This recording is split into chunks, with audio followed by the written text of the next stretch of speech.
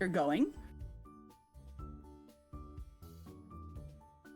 We're here? Oh my god. We've done it? We've come back from the dead? Yes, apparently, yeah.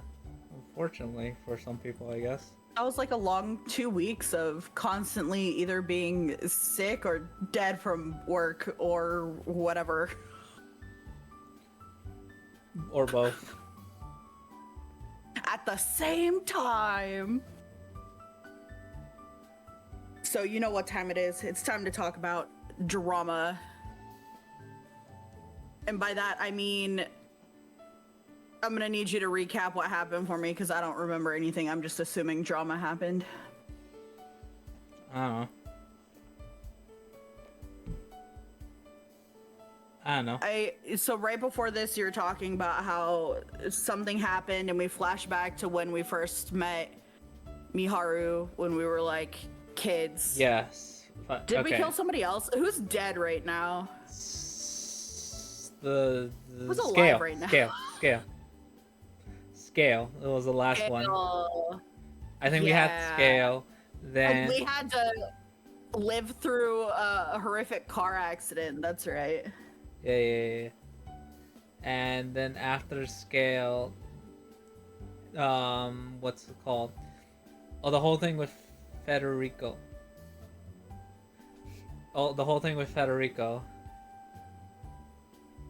Where he's like, bro, I want to live now. I am now the protagonist.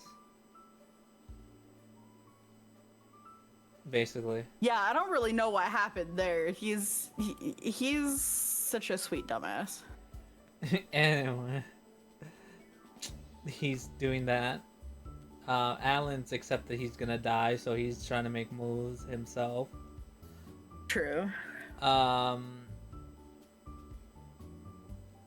We're trying to Is that see. it? It's just us, Miharu, Federico, and Alan. Is that all that's left? Miharu, yeah. So we're down to 4. Yes, and It's the final countdown. And also, quarterfinals. Yeah. Also, I remember Miharu's like convinced that not two people cannot exist and win. And As winners, yeah. Yes, she has to tell us why, because she hasn't told us why.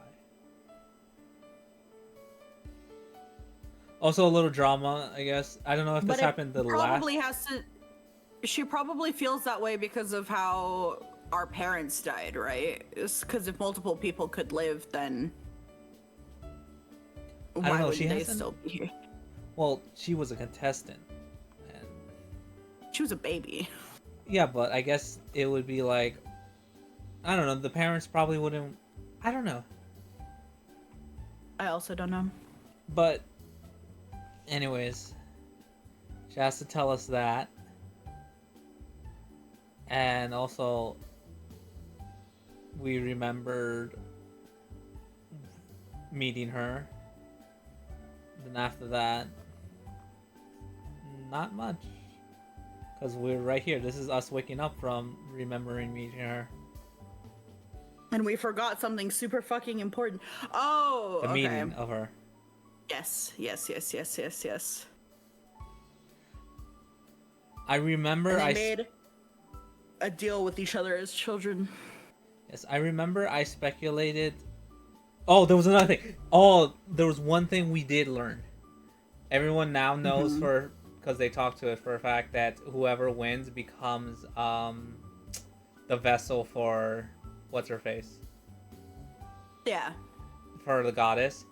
And she let out that if you entertain her well enough while they're together, she's not opposed to changing fate a little bit while they're together.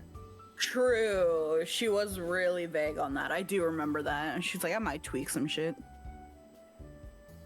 And entertain me, peasants. And I remember how, because of that, I was wondering because of the flashback, because Miharu said that her father did something, killed someone by accident. I don't know if by accident, but anyways, she had to move because of it. And that they will no longer see each other again. Because her family was moving. So I speculated, did fate change so that wouldn't happen and she could stay near? Hence why she and so she ended up it. living with her mom instead of her dad. Well, which she ended up hating, but she did that to stay with Rinka. Yeah.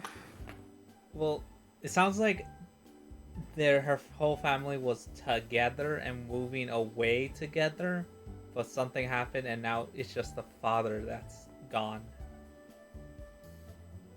Oh, so you think it like caused a divorce too? Yes, because the way she made it sound like is she was leaving like with her family, not just her dad, her family. She said my family, so I was like, oh. So, I think yeah, if fate did change, it probably happened with them ending up in a divorce and her ending up with obviously the mother because she wanted to stay near Rinka. And if she went with the father, she wouldn't be near Rinka.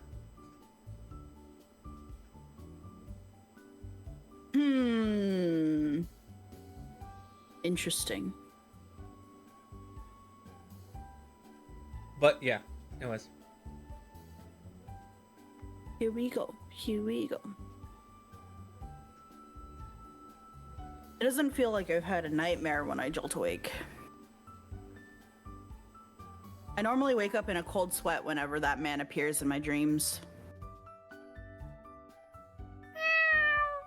Look, there he is. Looks like Leth pawed the covers off of me at some point. That explains why I feel so cold. Actually, it's got nothing to do with the temperature. It's got more to do with the fact that I remember the man appearing in my dreams. I'm not sure why, but I completely forgotten about him until now. Oh. Well, that's a new thing. She didn't remember meeting him prior, but she remembered what she showed him. Huh. Curiouser and curiouser. Yeah, he does keep affecting her memory in strange ways. That's right. He's appeared a number of times before. My god. She's kind of starting to know. Some theories claim that brain organizes one's memories while they sleep, which results in our dreams. Right. It may be possible to dream about past events that you've forgotten based on that theory, but the dreams I have feel more like I'm literally reliving those events. Dreams. Haruka said that the dream world represents a wealth of possibilities. In that case, they might not be mere memories, but the representation of a world that could be. Who in the world is that man?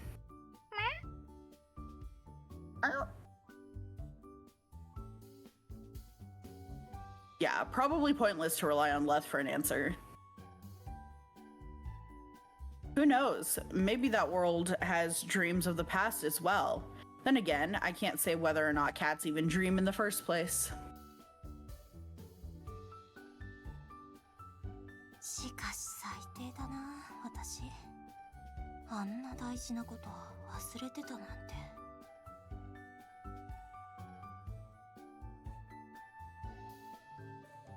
I wonder if Miharu remembers those days.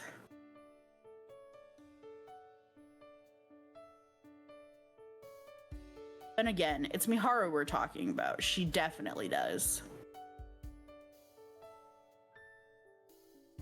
If it's about you, Right. yeah, 100% she remembers.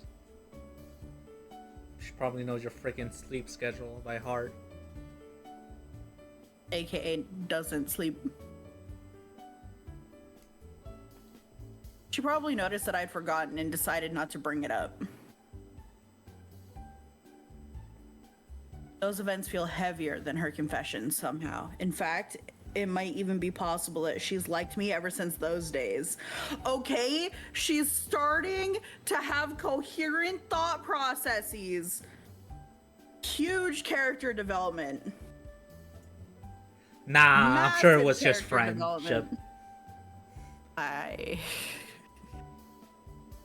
Wow, those 2 weeks sure were nice. Was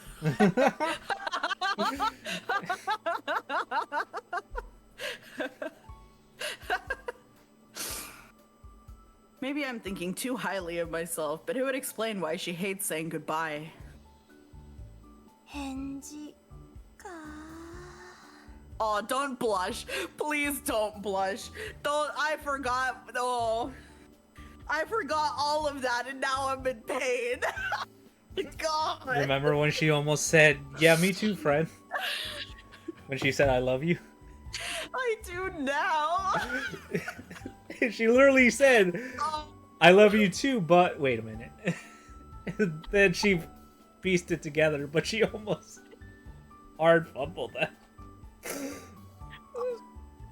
pain is coming rushing back. That was funny. Ow! Ow! Help!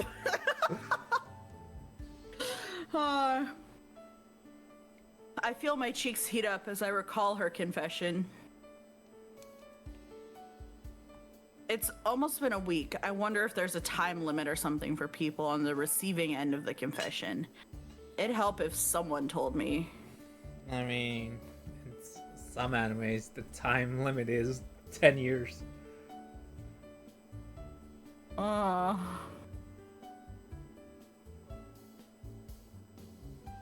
Put it off for just a bit longer. If she asks about it, I'll apologize and explain. No, she's gonna die. You promised you would say something before she dies, you Well, listen, bitch. listen. If we save her, we don't have to say anything. That date No! that date changes to her deathbed. No! So, you know, we can buy ourselves No! some time by saving her life. There you go. No. I mean, yes, save her, but no! No, don't save her. Alan and Federico are still at large. I don't want to answer her until I settle things with them.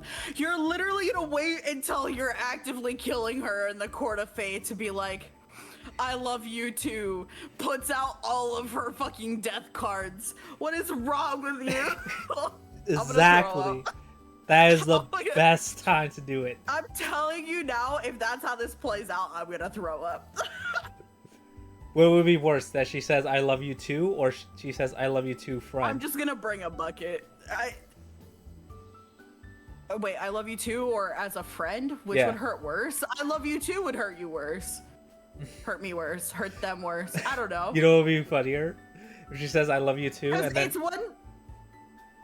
Go ahead.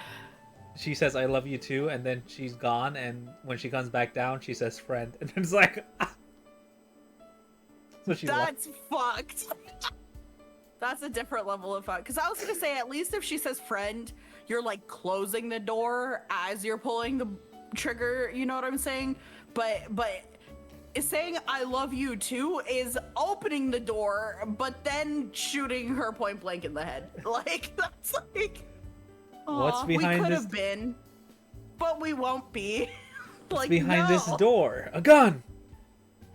Oh my god. It's behind this door, my suffering. Mm-mm. あ、リータン、おはよ Good morning, best girl. You haven't caused me a single ounce of pain this whole time. Coming to school every Monday has been something of a cathartic experience for me lately. Give us some time. We're still not at the end yet.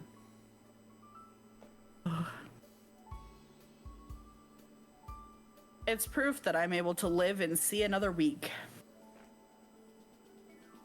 Miharu was already there by the time I arrived, so we spent some time chatting until class starts.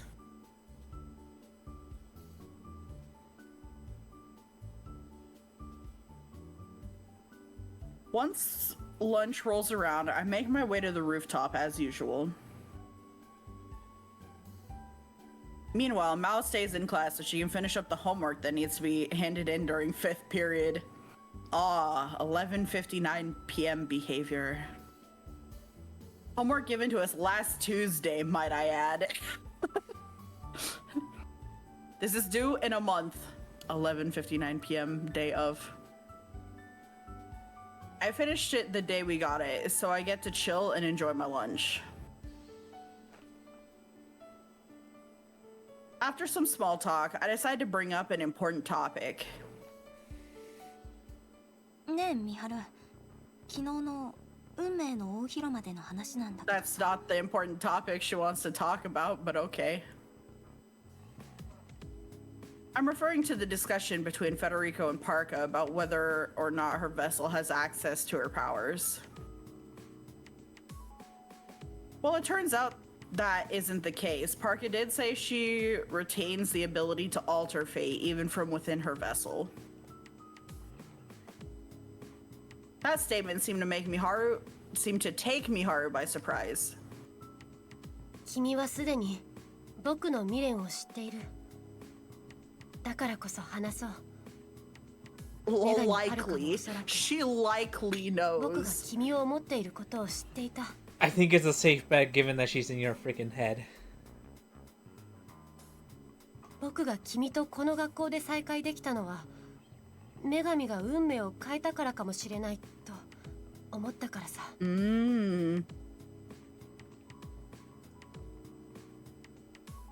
Apparently, Miharu had wanted to see me again ever since that day. That never came about due to her family circumstances, though. They moved to the countryside not long after our last meeting. So she did move, okay. Okay. And they did it because her dad caused an accident in which a child lost their life. Well, that's sad. Not only did the family get ostracized by the locals, but they faced harassment as well. They refused to let Miharu attend a nearby elementary school with things like that. Once they moved to the countryside, they started using her mother's maiden name instead of her father's. The accident left her father mentally impaired and unable to hold a standard job. Oh. So he got fucked up in the accident too, and then they still mad. I mean, I get why they're mad, but like also he's low-key paying for it. So I don't know, man. I think it's one of those things when it's like children and animals, people like get very vicious. Which is fair, but like sometimes it gets a little extreme. It's like, nah, they Yeah. shouldn't be alive. It's like, I mean, It's not that great of a life, but nah, still. Looks at man actively struggling and potentially suffering, and they're like, not enough. Basically. Damn. It eventually led to him. Oh. Okay. Damn. I would like to say that everything that I was saying prior to that was without me reading what the next line was. Me neither. It was just on the screen and neither of us read it. So apologies to anyone who may have read that and was calling us stupid in their head. That whole discussion, that sidebar tangent. Oh. Damn. It eventually led to him ending it all when she was in 6th grade. 父親は自分の罪の重さに押しつぶされたんだ。僕は彼を無責任だとは思わない。Oh no! もっともその心の Oh, 弱さ not her は being like, it's はっきり genetic. と遺伝しているけれどね。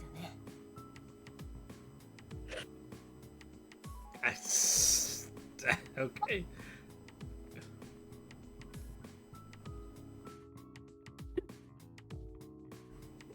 Damn. Ending it all was Miharu's cause of death as well. I know this, but I've never asked why. That's crazy. Her father did it and she did it, damn. I wonder why she hates her mother though.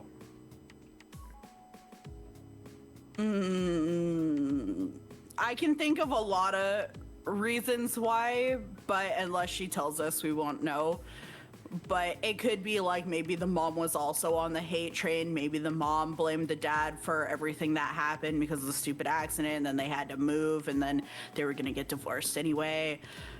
Maybe she hated him after he ended it all because there's a lot of people that struggle with that. Like, why would you leave me here alone to deal with the consequences of your actions type shit? Or there's like, maybe her mom was a raging bitch the whole time, and so nothing really changed. Or, Yeah. I don't know. I mean, there's a lot to unpack there. There's a lot of things that it could be in my mind, so who's to say? It might be best that I never know, in truth. You might find I out. wanna know. But I want to know. Miharu continues her story. Her father's unalive incited rumors of the accident he caused to spread.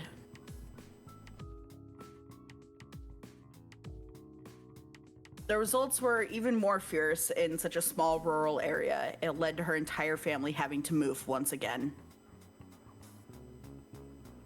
Having returned to Tokyo, Miharu chose to enter Amicha because it offered scholarships to middle school students and it carried appeal to those wishing to attend college. This would explain why Miharu's also outcast, because remember Miharu's part of the outcast crew and we were like, why she's like But nobody picture perfect. but nobody knows of her situation, it seems. Maybe, but I what if, right? Well, again, I'm using Rinka, but she said that she chooses to not hang around people, doesn't like the attention. I can see why, given That how could be. she grew up, why she would be an outcast, only because she doesn't like the attention. And Right, because it's never done anything good for her. Yeah. Yeah, maybe. She only knew my name at the time, so the chances of our meeting again were slim, especially when you consider that I wasn't part of any clubs or particularly well known. Even so, Miharu's wish to find me again never faltered. She figured she would have the best chance by going to a school in Tokyo. 希望はついえたと思った時、高校で僕は君と再会することがで Oh きた。 no. 君は記憶よ Please り no もずっと flirting in the 凛々し middle く of the trauma 可愛 story. くとても魅力的だった。 Oh god, her voice. もしくは奇跡と思っていたけれど、僕の思いを知っている女神が君と出会うように運命を変えたとしたら It would be more entertaining that way, that's for sure. So Miharu's the Dude, what trope. if she caused the unalive? I was thinking that. I was thinking that. That's kind of fucked. But then again, I think Parka wouldn't care. She would do it. She would absolutely do that. What if she caused the whole thing? See, this is a very slippery what if game, because when someone has the ability to change fate, like, what if Parka was the one that caused the accident in the first place to cause this whole line of events of drama, right?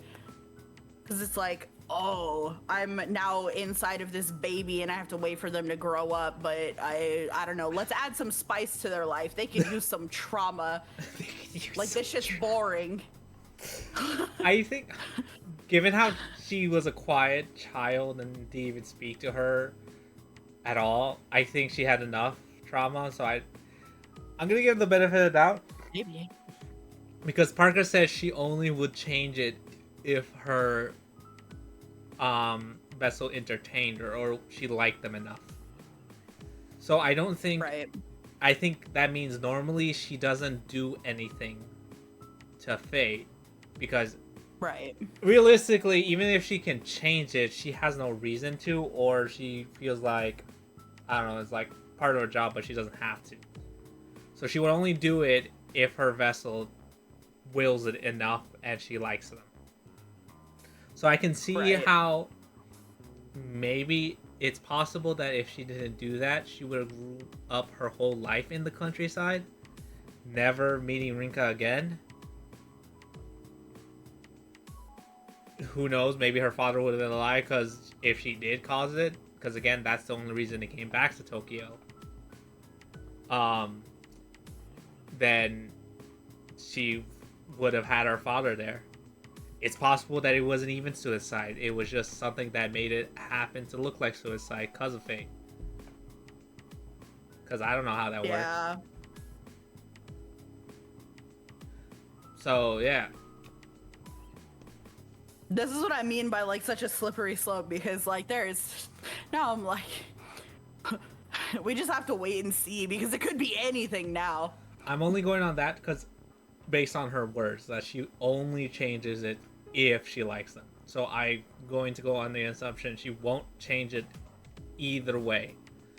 And given she won't change it to suit their wish, even if that turns out something bad happening, as a result, like you said with a Jin, then she doesn't care. It's like, okay, this is your wish. Don't bitch about how I did it. Just be happy it happened. Yeah, right, I made it happen. You're welcome. And it's like, I didn't want you to kill my dad. Well, beggars can't be choosers, can they? Yeah.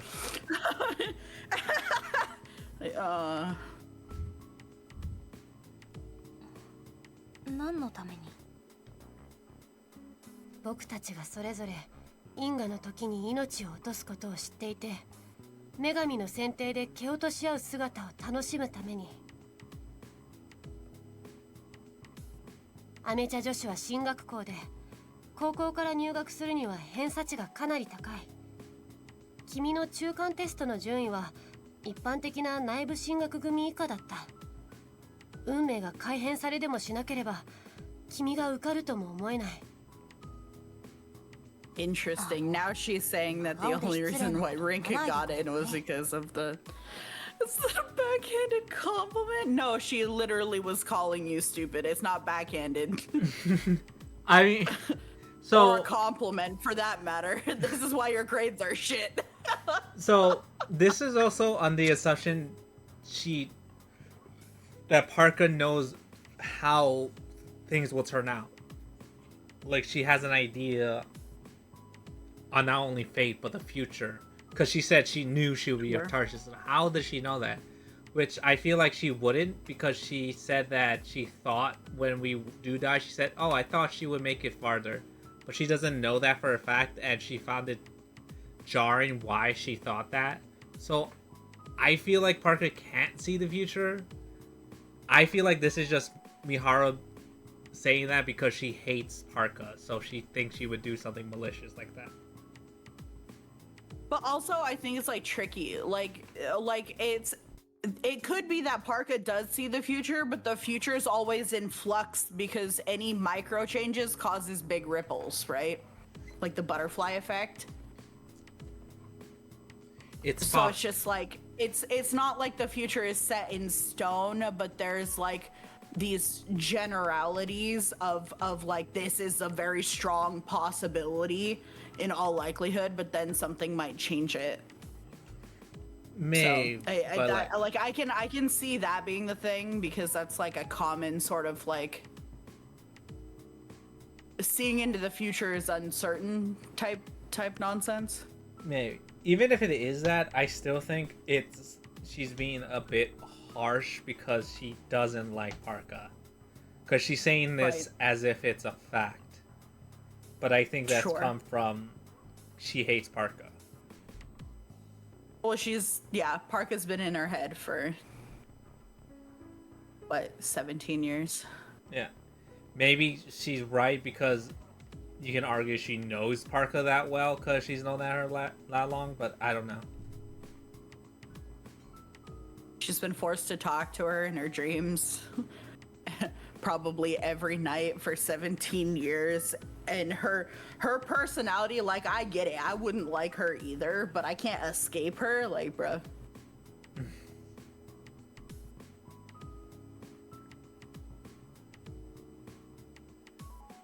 I figured she was joking at first as a way to lighten the mood. But judging by her reaction to my comment, she's serious. Ouch, my pride. Oh no, she didn't know she was stupid. Girl, this has been the problem the whole time! Guess I can't blame her. She's been aware of my middling grade since my acceptance, but still, being told that I'm an idiot to my face sucks. Well, I have a banana that's been saying it for weeks now. Months. It's been months. In and out of game, it's been months.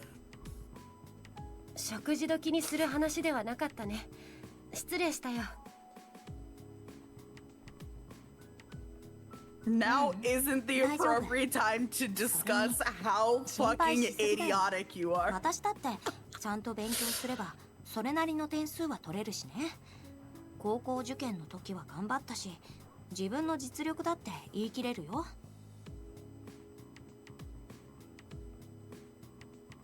それに、もし女神が運命を変えて私たちが再会したんだとしてもさ、今日まで過ごしてきた事実がなくなるわけじゃない。I'm confident in that claim. There's no denying that fate can be and has been altered through divine selection. The results may not be perfect, but it's clear that there's a power we can't begin to comprehend at play.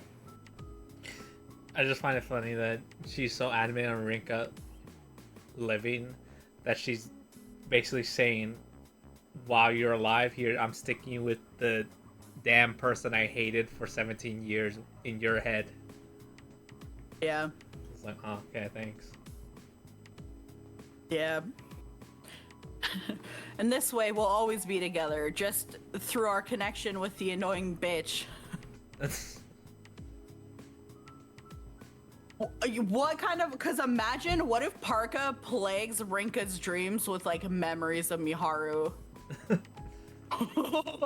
No, I'm making it worse for myself. Why is my brain like this?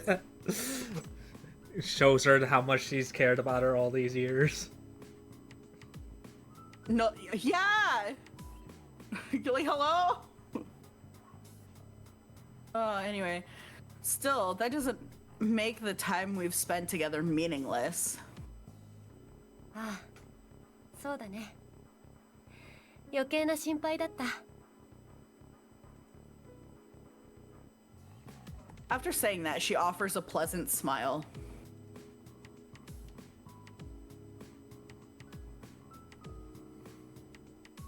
Her hair dances with the gentle breeze. ところで、僕に疑われないように期末テストはちゃんと勉強するんだよ。こんな状況だけれど、君にはこれからも学校生活があるんだから。美晴もでしょ。私の意見は変わらないよ。Oh. The bell rings soon after. It goes to show how long we've been talking. Yeah, it's crazy how time flies when trauma. Plot twist, they both live, but they get separated because Miharu was convinced she was gonna die, so fails her finals. That's funny. I don't think Miharu could fail. Like, even if she didn't study, like, this whole second half, like, I don't know. I feel like they've set her up to be that kind of character where she could do this relatively effortlessly. Maybe. Maybe, yeah. We clean up in a hurry and make our way to class. Just funny if it does. It would be funny. It's like, shit. And it's like the happiest F she'll ever get in her life. Because she's still alive with the person she loves. She never asked about my answer to her confession, despite our being alone. I feel bad about that. You do it! No, not her not asking. You! You! Why would she ask you? She already made her confession. It's time for a response. You don't do your own response. She's like, oh, by the way, Rinka, you're gonna tell me you love me too, and we're going out now, actually. Like, what? Bro, no, you... Mishima Miharu watches Rinka from behind as they make their way back to their classroom. You gotta get in those looks while you still can. She's under the impression that Rinka has forgotten about their meeting when they were children. She did. Her attitude makes it apparent that she remembers those events, but Miharu understands that either her confession or regret card triggers Rinka's memory. She doesn't mind if Rinka forgot, considering how long ago it was. In fact, it would be a bigger issue if she does remember, based on her attitude towards Miharu. Miharu is willing to forgive Rinka no matter what she does, though. More importantly, Miharu doesn't actually recognize Rinka at first.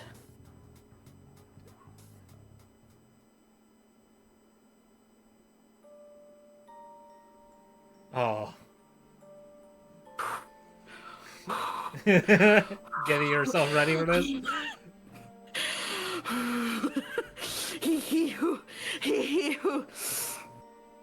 It was Miharu's first year at Amicha. She often found herself alone due to lack of friends besides Mao. Her superb grades and looks caused others to avoid her for reasons only they understood. Oh, there you go.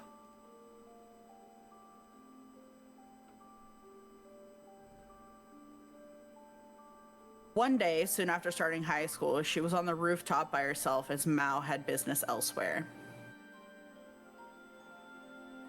The scars on her wrists were already present. However, due to being alone, she had forgotten to keep them out of sight.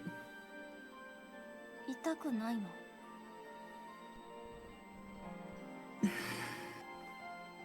Why are you like this?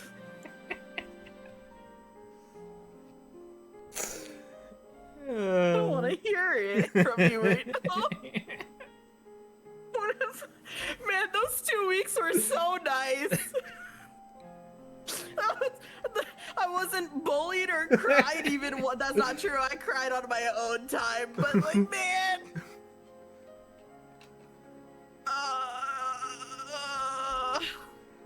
The school year had just begun, so she didn't know the name of that girl.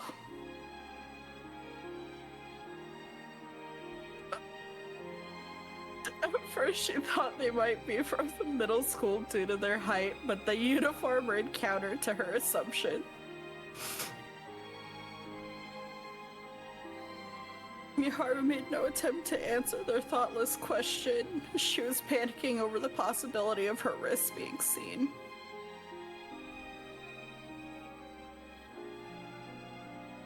Doubly so due to the rumors that had begun to spread.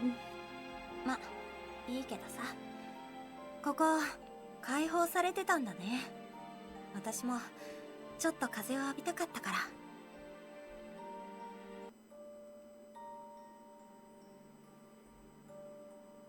After they say that, they sit down right next to Miharu. Miharu swears to herself that she won't speak to them. She gazes toward the horizon instead. Massive silent treatment.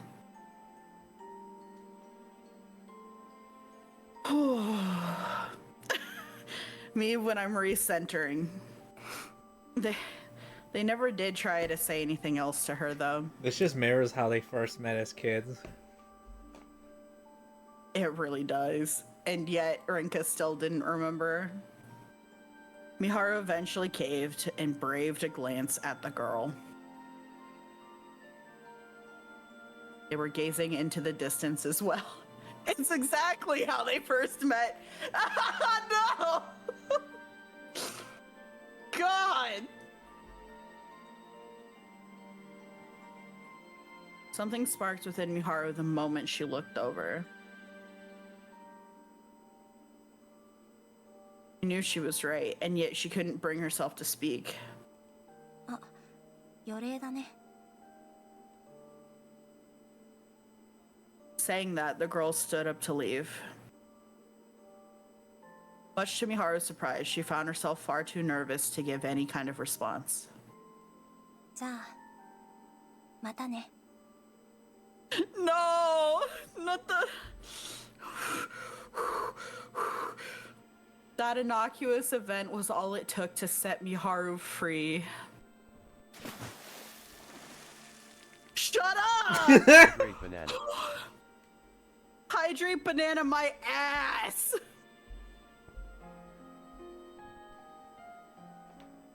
God. It only took her till that afternoon to realize that the girl's name was Shishimai Rinka. And by the end of the next day, they and Mao had become close enough to have lunch and go home together.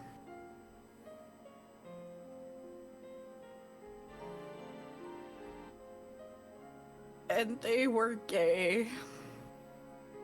But in reality, only one of them was.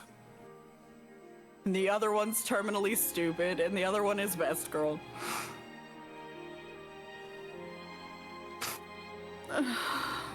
Rinka has yet to give her an answer.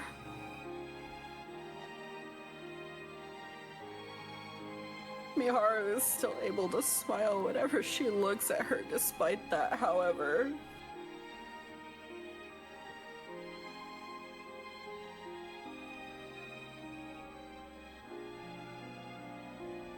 Get me out of here!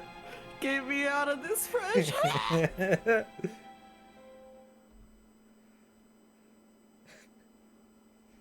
We head back home as soon as class is over.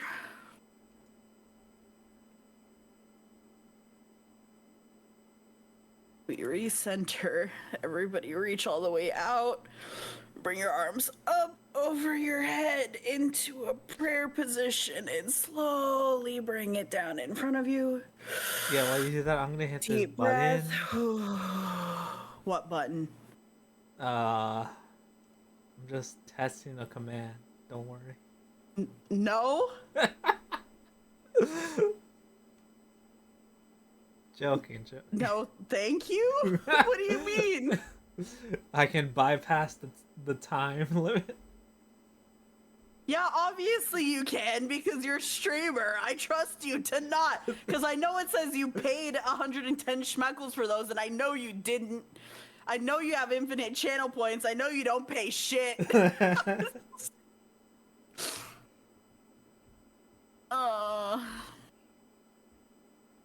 Miharu left in a hurry due to work while Naomi has other things to do. Mao's normally the one to ask if she wants to head home together, so I left without her. Oh. Okay. I hear the sound of someone racing up behind me on my way, though. リータン Oh. I guess Mao has decided to chase after me. どうしたの？リータンさ、ミハルにまだ返事してないでしょ。 And I never will. Shut up. Shut up! Nope. リータンらしいですな。ちゃ That's んと考 very え you of てるって you. ことだもんね。 Oh, look at that face of disappointment. Oh, that hurts worse than anything else that's happened so far in this game, I think. Wow, that's very you of you with that face. ミハルの告白のことだけじゃなくて、いろんなこと。リータンの今一番考えないといけないこと。やらなくちゃいけないこと。 Girl, the way you know 答えは出 things! せないってことだ Why もん aren't ね。 you around? Because she doesn't swing that way.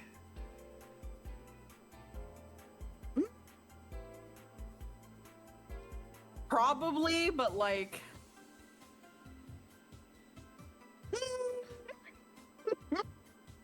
Honestly, if I were to guess, I think she wouldn't Who's to care. say?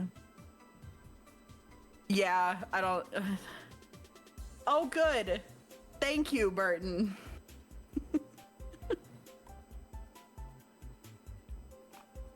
Hello. How are you? I I'm wonder in if pain. I wonder if she's the Odette flavor, where she doesn't care about anything, gender, age. Right. That's kind of where I was going with it, is the vibe that she's giving is like she's uninterested in that stuff, but if I were to guess what she would eventually go for, I think she'd probably be the buyer pan persuasion for sure, because I think she's more so just giving off like top energy, like dominance is her game. Oh, posture check. That's good. I do need that. Thank you. How are we? Bleach missed bullying me for 2 weeks and is really getting his money's worth, I think. Yeah, free money. Free money. Eulogy. Serverdy74 has just passed away. You just passed. Burn, no! Not like this. Burton was a guy of all time. I love that pop-up. He was everywhere. When I first met him, I couldn't even tell you what community it was in because he was in all of them. I would see him everywhere I went. I couldn't escape him. He was like that funny little disease that kept coming back everywhere you looked. But man, he was a good guy, and his puns, I can't even tell you, his puns, whether he was driving people crazy with them or bonding with someone else over terrible dad jokes, he really just put his all into, okay, not the combo attack in the middle of this.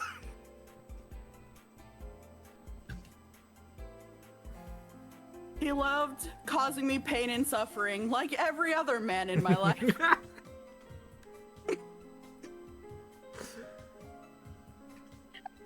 Last slight jab at me. Are you a man in my life?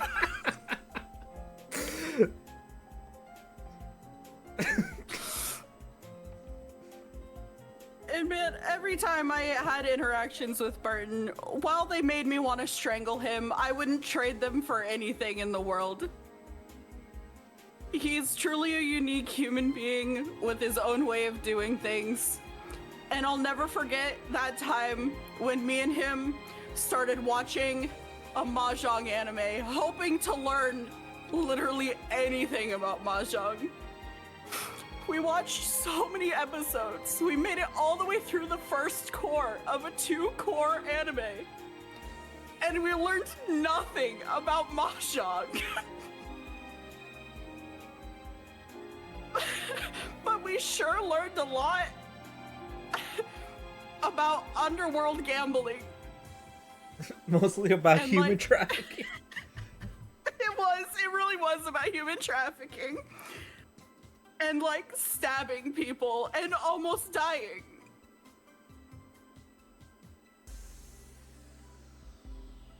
He will be truly missed. I'll be sure to pour your ashes out at sea. Oh, sevens, brother. Alright. Hopefully you got your money's worth out of that, because that was going on for like 10 minutes.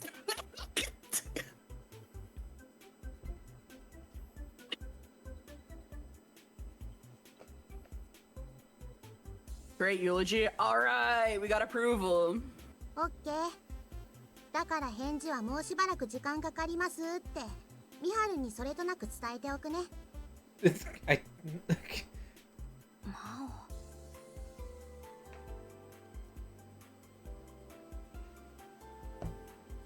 Times like this made me wonder if she really isn't involved in divine selection at all. Yeah, she always do be saying shit like she's a knower. I know deep down that she isn't, though.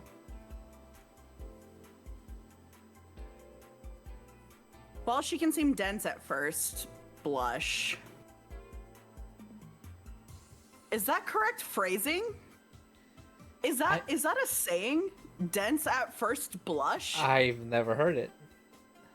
Me neither. I'm like, I don't know if this is a me issue or like something got lost in translation there. I think translation? Cause I would say at first glance, right? Like we say at first glance. So I don't know. While she can seem dense at first blush, Mao can pick up on the most subtle cues. In fact, she might know more about us and the change in our behavior than we do ourselves. Huh. I looked it up. This is what I got. Let me see.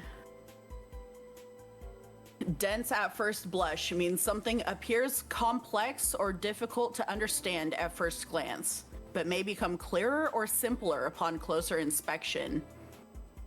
The phrase suggests a preliminary impression that may be misleading or incomplete.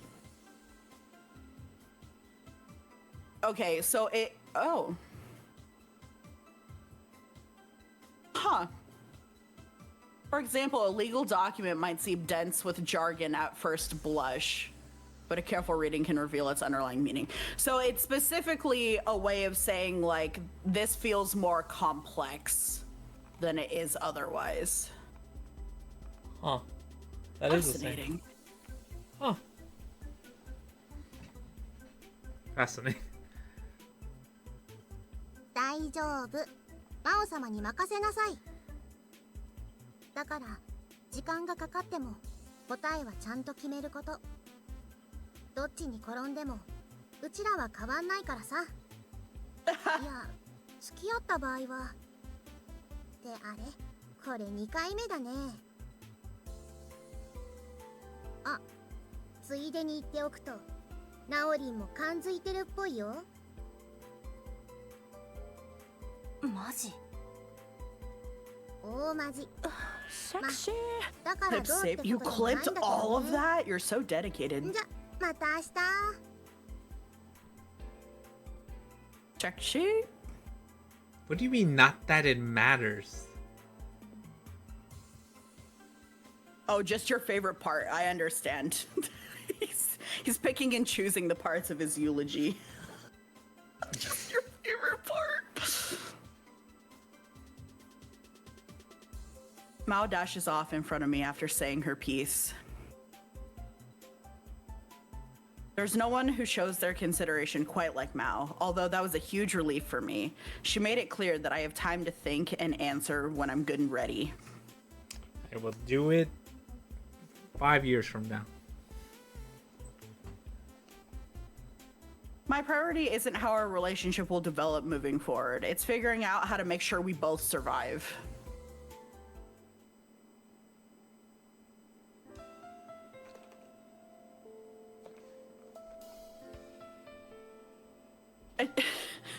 I, I see you've started to post it. I changed into some clothes. I don't mind getting dirty when I get home. Why? What is it? Spring cleaning day? Don't mind getting dirty. My gran asked me to do something for her, so today I'm keeping the store closed so I can finally get around to it. Burying that body. So true. Burying Burton's body.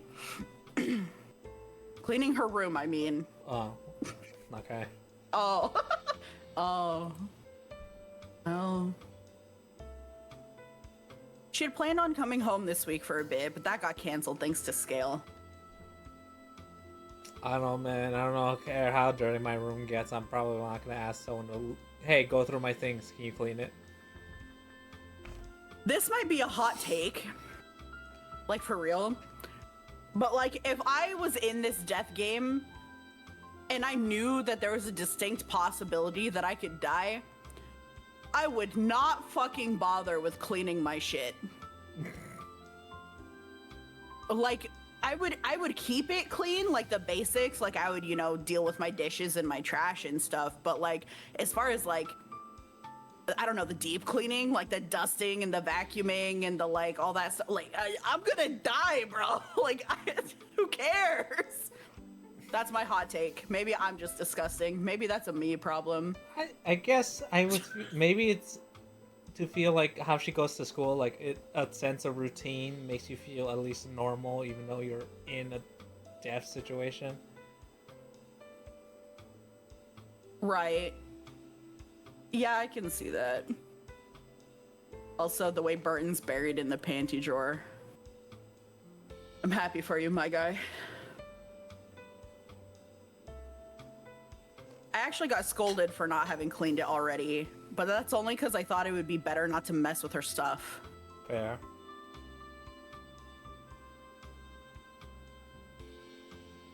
I started cleaning it regularly after today. What do you mean regularly? Okay. Like, I don't know, probably weekly. I do weekly cleanings. What I Like, mean there's is my no one's- daily cleaning stuff and my weekly cleaning stuff. what I mean is there's no one in there, so it's not like it's getting dirty. Other than like some. And then there's like my biannual cleaning. So yeah, it shouldn't be that dirty, but I mean, like, you could still go through and freshen it up, and I don't know.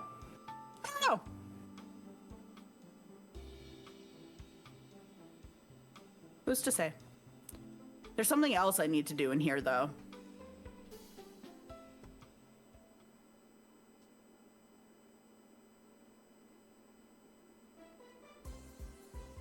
おかえりなさいま。いってらっしゃいませ。What? I just... It's so classic at this point. Like, hello, welcome, go, die. Miharu attempts to greet her customer as per usual, but she switches gears the moment she sees their face. Honestly, I've heard it so many times. I think this is how you usually greet them at this point. No matter whose face it is.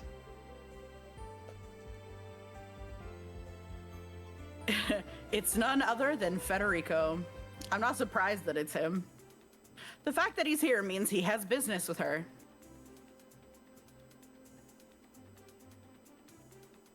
She shows him to his seat and then brings him some water. Leaving him to another staff member is too risky, so she decides to wait on him herself. I hope he orders the Moe Moe Kyun shit.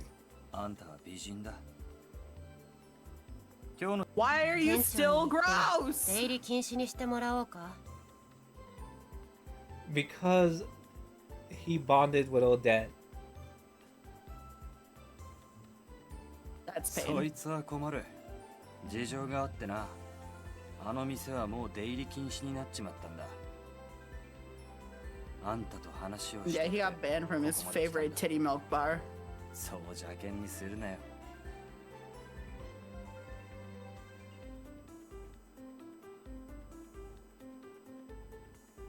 It isn't hard for her to figure out he's referring to Milk Crown. She isn't aware of the specifics, but chances are it involved him getting blackout drunk. Not that wrong. Well, he got beat up. More importantly, something seems off about him to her.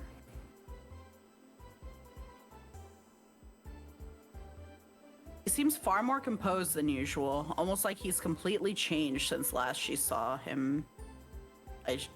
Interesting switch in my brain there. Yeah, he's now the protagonist. なんでもないよ。そうだな。あと1時間ほど待っていてくれないかい？そうすれば休憩に入るから。僕がここに来よう。 No problem. I will order the Maui. ああ、そうだな。とりあえずワインリストをもらえるか。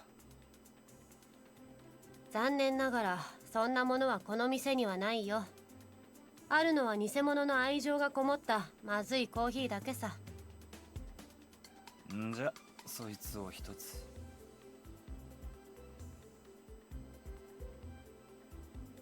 He pulls out a book after giving his order.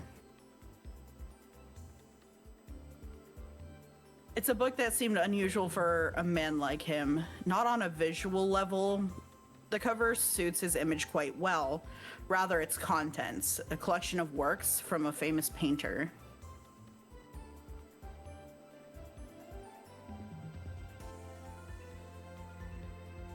Miharu casts her mind back to when she and Odette went to an went to an art exhibition focused on the very same artist. Wow. And when she confessed, kid.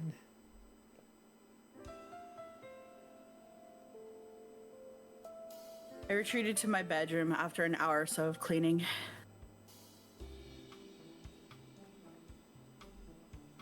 Dealing with 2 months worth of dust is tougher than expected. Lots of vacuuming, not to mention the initial round of dusting. Doesn't help that she's got everything nice and organized, so I have to be extra careful.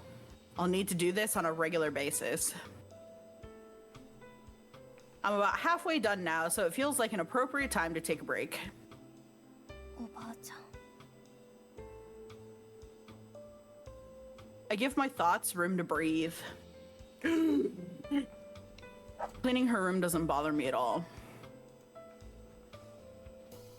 It just hurts when I think I won't see her here again for a while longer. Or potentially ever, if you die. In all honesty, I'd be lying if I said I don't hold a grudge against Scale for what he did. The sadness I feel over her not coming home far outweighs it, though. よし、続きだ。 Okay, round 2. That's a fun descriptor. I guzzle half of my sports drink before getting back to work.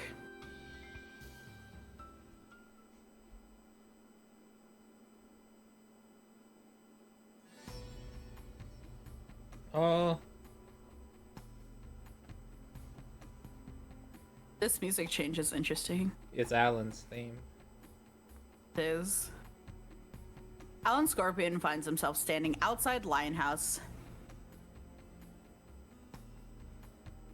A sign declaring its closure for the day causes him to sigh. そうか。 While a common sight for the store's regulars, it is a spot of bad luck for Alan. He wants to discuss things properly with Rinka. He could do it over the phone, seeing as he has her number, but he wants to see the look in her eyes as he does it. 仕方ないか。 Alan abandons his plan and sets off to find somewhere else to satisfy his hunger.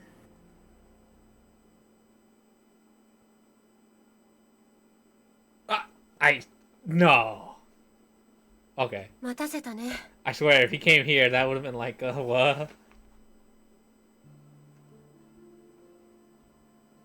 Federico has long since finished his coffee by the time Miharu comes over to see him.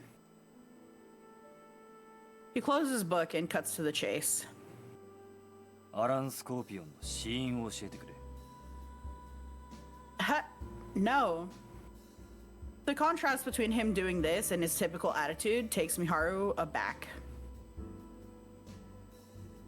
Federico notices this but opts not to address it. スケールと組んでいた時、ユウを脱落させたら教えてもらうって約束をしていたはずだろ。オデットが独自で動いたことや、スケールがあんたを指名したことでなあなあになっていたが、俺にはその情報を知る権利があるはずだ。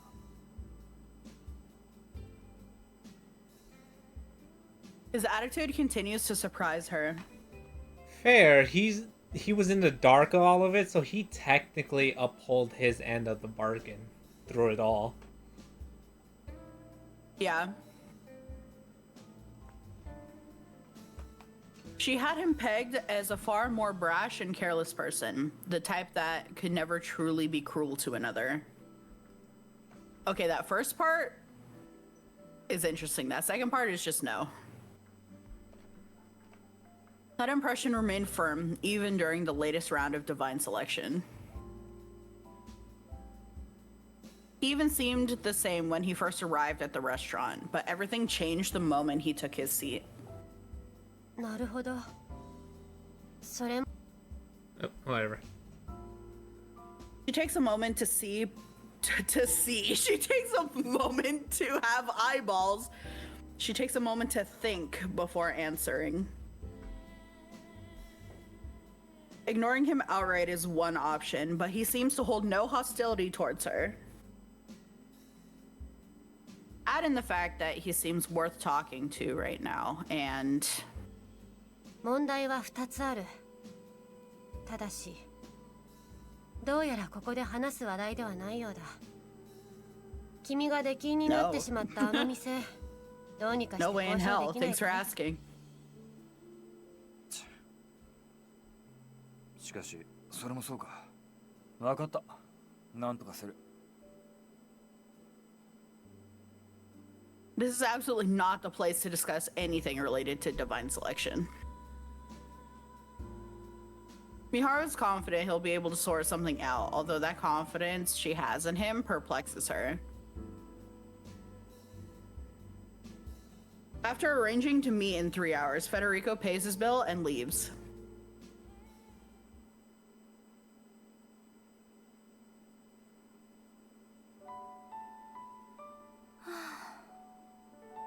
Woo! Cleaning. Night has fallen by the time I finish cleaning my grand's room. Getting it all out of the way today was a good call, at least. It looks nice and clean now. All that's left is to wash the windows on Saturday. I take a nice warm shower to wash off all the sweat and dust. Ideally, I'd follow that up by crawling into bed and sleeping, but there's something else I need to do first. Take a deep breath and turn my attention to a certain book. 本当に同じだ。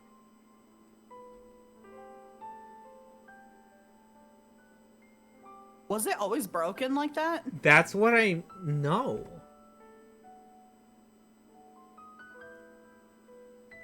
It looks exactly the same as my card book. Wait, what? Wait, Oh. it's not hers. Oh. Oh. The one major difference is that this one is far more worn than mine, to the extent that it looks like it'll fall apart without proper care. The color and decorations on it are practically the same too, although hers feels somehow more unique than my card book, almost like it was handcrafted as opposed to being mass-produced. My gran was surprised when she saw my card book during my visit the other day. I recall sending her a photo of it back before I realized its purpose. She didn't seem concerned at the time, claiming that there might be a similar book in her room. It wasn't until she saw the real thing that she remembered having one that looks the exact same. There's no way I would let that comment slip past. And yet this is the first time you've bothered to look in like 9-10 weeks. No, she's talking about when she saw her in person after the scale incident 2 days ago. But she did say, I don't know, I guess there's a book like that in my room. But she probably took that as her mistaken. But when she says, no, I definitely have a book like that, then she's like, oh, for real? Interesting. I asked if I could check it out while cleaning her room, which she agreed to. It took little effort to find, considering she remembered where it was. All I had to do was pull out a box from the bottom of her bookshelf and open it. おばあちゃんの Wow. Wait, what? What? Oh, cursed blood. Oh, hi, Ford. This belonged to her great-great-grand... What? And she said it was handcrafted. Welcome home.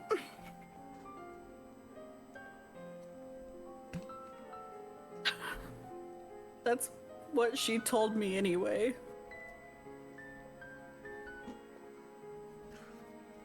Come That on. would mean this has been around for over 100 years. Makes sense considering its ragged condition. Come on, we're getting lower. Be happy. I'm gonna need you to respectfully shut the fuck up. If you recall, I will be seeing you at the end of June. I can smother you in your sleep. Where's it, May? I already forgot. I have it in my calendar. I don't remember. No, it's June. It's June. It's June. It's June. It's June. Yes. It's June. It's You're forgetting it's dates fine. now. It's fine. It's okay. I'm okay. Work sucked, but at least you can make me cry. Wow, my friends love me. Back to your comment of all the men in your life. Men plus Ford.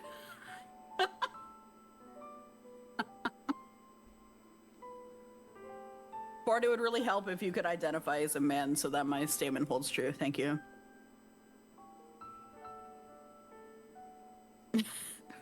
I'm sorry, work sucked. And I know you've been missing having enough time to be able to do your online thing lately, so that I hope you get a clear work schedule soon.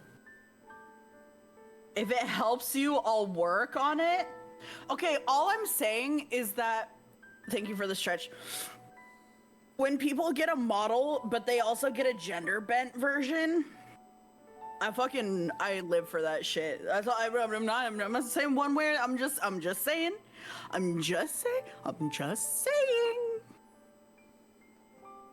Kind of pog. I don't know. The book's history alone makes it a pretty important relic.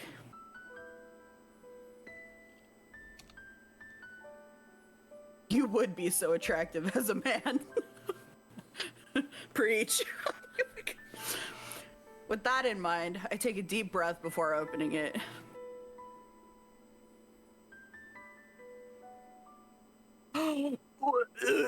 Dear my sister. Oh, I'm gonna make it. I'm gonna fucking throw up. Hydrate banana.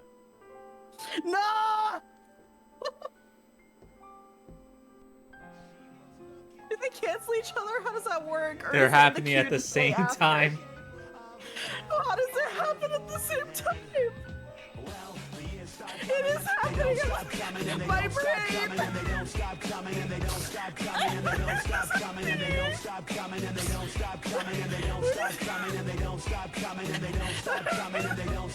at all these women that most of them have died. Wow. That's so sad. Jesus. Oh fuck. I forgot to drink in that combo attack because I was so baffled by what was happening. Oh, another eulogy.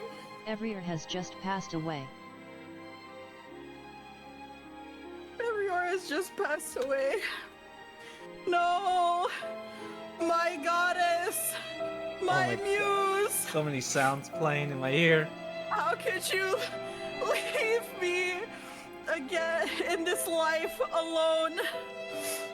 Without someone, the only female that causes me pain and suffering. And now it's just going to be exclusively men making me cry on a regular basis. Man, Ford was awesome. I remember when that blue truck rolled into my life and I learned all about the funny spaghetti pasta and Ford commercials. And then we actually became friends and we did so many D&Ds together, and then we became sister wives. And I kept feeding them snacks out of my bag every time I almost died. And then a callback to Burton's eulogy earlier when we were watching Mahjong, and about 2 or 3 episodes in, Ford shows up to watch the Mahjong, but they came in right at the human trafficking moment and was like, should I leave? And that was such a bonding moment. I'll never forget how we all watched through that shit, not learning a single thing about Mahjong, and Ford was so mad that they kept giving him ice visuals but no actual ice powers. How fucking disappointing. How disappointing. I got to watch Ford just absolutely rage until the end of their days. They will be missed.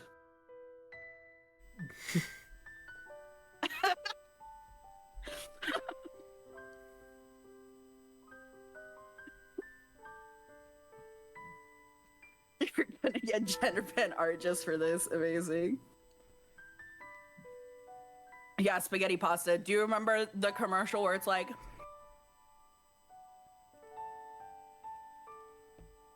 what is it?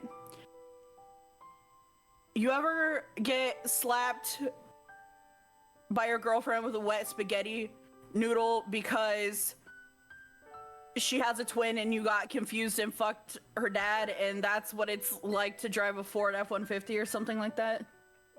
You know, I used to know it, but I feel like my brain is scrambled. You actually got it pretty close, I think. If not perfect. Yeah. I remember the essence. That's pretty much it, yeah. The penis magic? Amazing. You're right. Wait, why is it on slow-mo? Is it actually in slow-mo? What's in slow mode? Your chat? Yeah. I don't know. Let me check. Modes. Slow mode is off for me. Or why? Why, you ask? What caused you to ask? Because it says it's on slow-mo. Oh, I don't see it, so I don't know. Gamers in chat, does it say slow mode? Man, my thing's lying to me. Yeah, you're I love that you're the streamer and you put yourself in slow mode. Okay, so it went away. I refreshed. You ever been beaten by a wet spaghetti noodle from your girlfriend because she had a twin sister and you got confused and fucked your dad? Okay, that sounds word for word what I said. So if that's what the actual copy pasta is, then I'm a god. But I feel like I only got close and not exact. Hold on. You ever get hit by a wet... I am looking it up now. We're having an official We are reading. having this conversation now. This is when we're gonna add a redeem that says Anna reads a copy pasta, but it needs to be TOS. Yeah.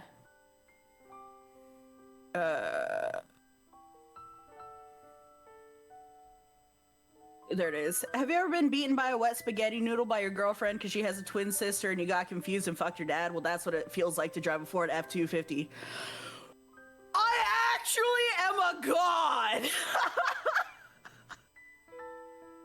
Timeout, Andy. Okay, slash timeout.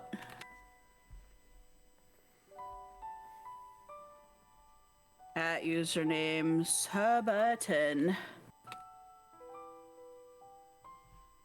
Alright.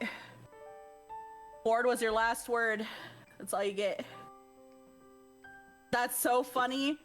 Right when he gifted Ford a sub. and then you like shot him. And then you thank him. Thanks for the gift. Wow. Your relationship is so special, I think. What a beautiful friendship. Thanks for the gift. You can enjoy while on your timeout. Enjoy your ad-free viewing and emotes. More to come eventually. Yes, more to come. Right now, it's just a few. They're in the works. Yeah, I really like the unsee one. It's the first like official Bleach emote. And it's pretty good for what goes on here. Yeah. So true. I actually started spamming the unsee emote somewhere. I don't remember where it was, but I did it. Big fan. Okay, back to pain. That was a big detour. I don't know what happened there. I've already forgotten. Streamer brain is real. Is that slash Here tangent? we go.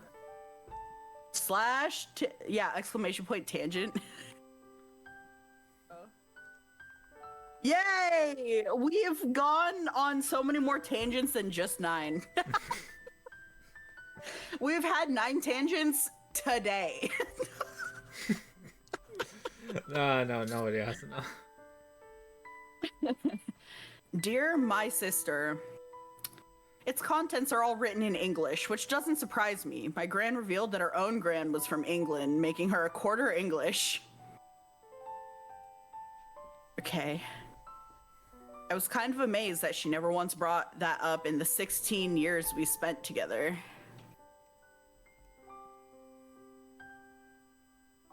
Ford! Good first. Banger. Hydrate. Oh, good. I love hydrating. What do you mean, anyway? I'm drinking. It's What's time? To drink? So true. She said with a quiver in her voice because she's okay. Oh, no. Oh, look. Payback. Oh, Ford. Oh, those are gonna play on top of each other. At ever your.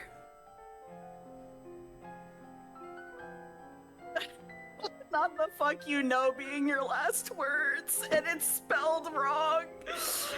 No. Oh, what a beautiful friendship I've witnessed here today. The song is playing twice on top of each other. It is played. I got a combo attack too. I don't know what's happening anymore. My brain. I'm just sad and I don't know why anymore.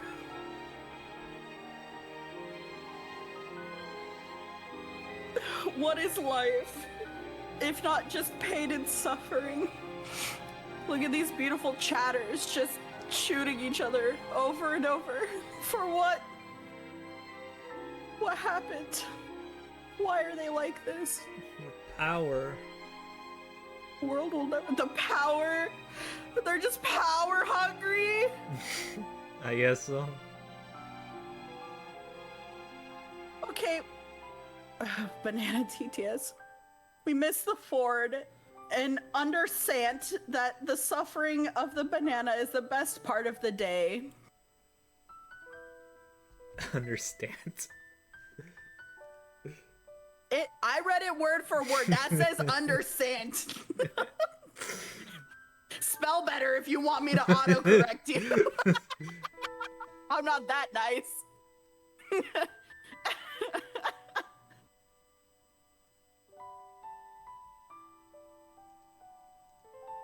ABBA. That is so crazy. Model change to Bob Ross. I'm on it, boss. I don't know what's happening today, but it... ABBA.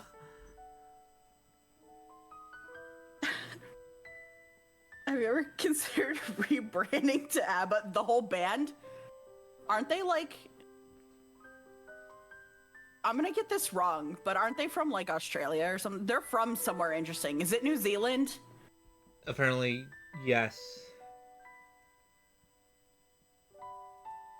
They're from one of the accent countries. Someone The said one, no. the accents ones, you know, those accents. You know the accent countries. It's famous for accents.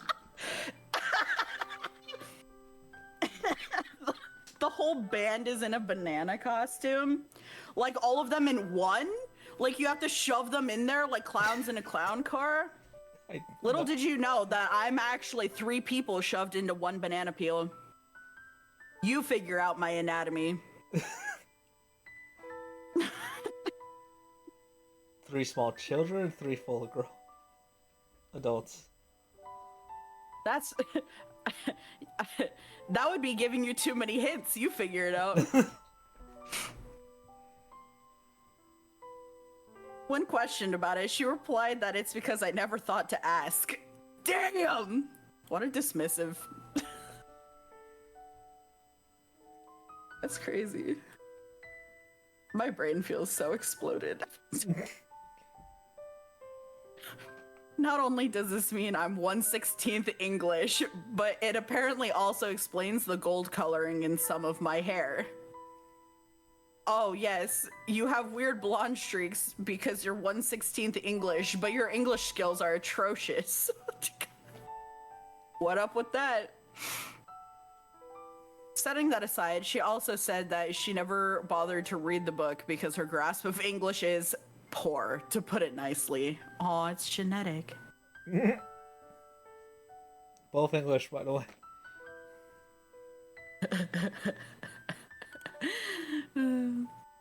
It remained an important memento of her own gran, however, so she couldn't bring herself to throw it away.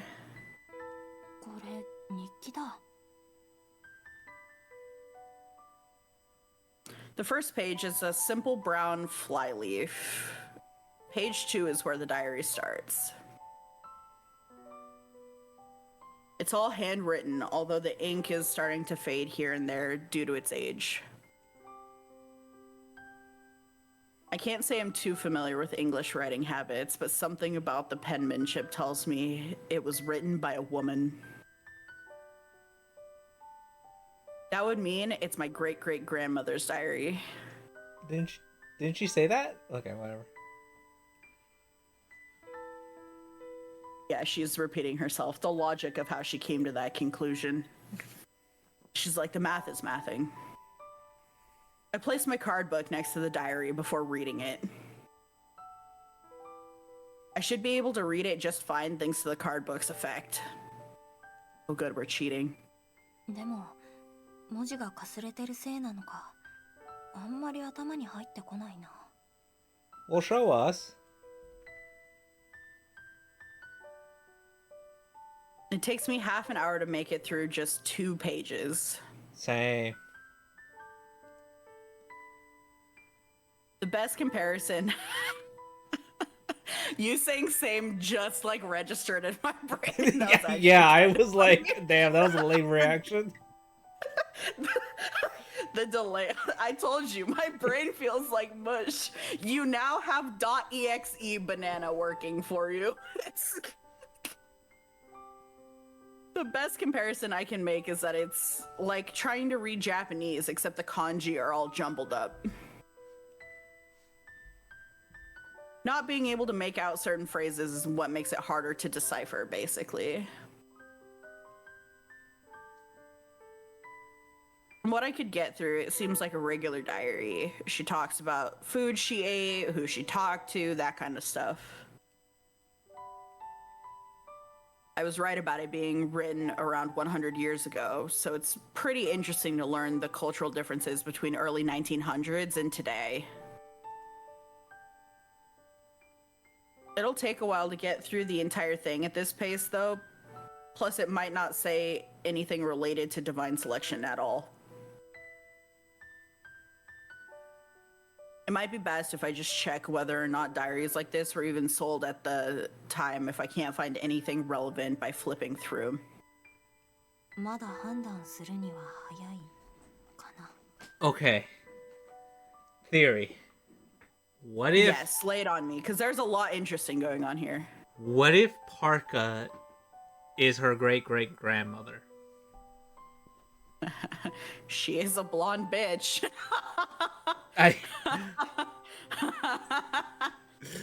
It's possible, because Parka's the one that handed the books, I'm assuming out. So, basing it on her diary when she was alive. So it's, I don't know, maybe There's that's why. definitely something there, like that's where it all started, because this is definitely a normal diary. But also, the cogwheel is shattered, which is different. That could be just because of the wear and tear, but the original base is based off, obviously, her diary, is what I'm guessing. Which is kind of F. Does she know she's related to her if it is Parka? Does that mean she just threw her great-great-granddaughter and her Yeah, she's great-great... gonna be possessing her great-great-great. No, because she not only did her Rinka, she also did Rinka's mother. Killed the parents. Yeah. Yeah, she killed the parents. Damn. What does it mean? And is now currently What is- possessing Does that mean the guys are great-great-grandpa? Thoughts? if he's related, I don't know. I don't know how he plays into this. And then there's the whole that she's possessing Miharu, whatever, who's in love with Rinka. Yeah, that's interesting, isn't it? Yeah. There's a whole lot interesting here. This is... We were given a lot of information here. I'll read one more page tonight before bed, and then a few more tomorrow. That should be enough to decide if it's worth perusing the rest or not. I noticed something curious while solidifying my plan.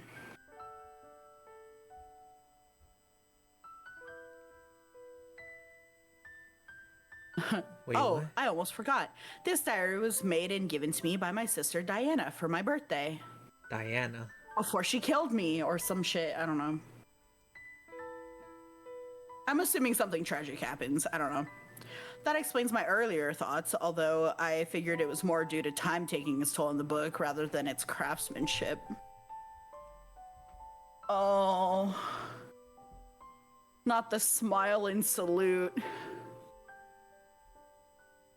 I see you sitting in call. You're colluding. You're colluding. Now I'm even more curious about the link between it and our card books.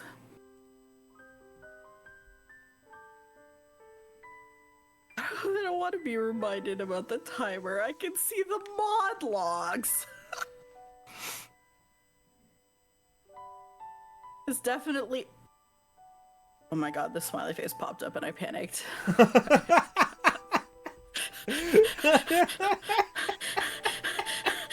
fine.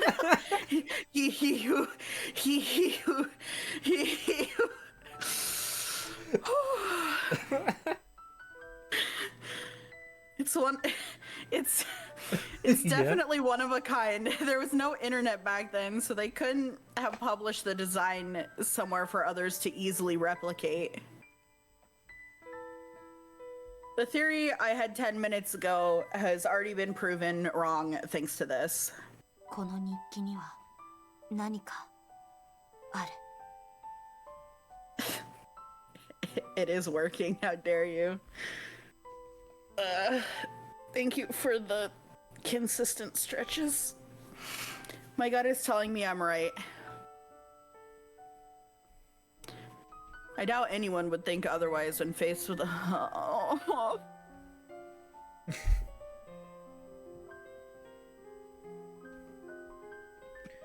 You were saying? I doubt anyone would think otherwise when faced with these same mysteries. I had planned on studying tonight, but that can wait. Now it's time for crying. Now is the time for crying. Fuck studying. We don't care about studying. We might die anyway. And then what's the point of studying? It's the same as cleaning the house. If we might die, why would we study? Who cares?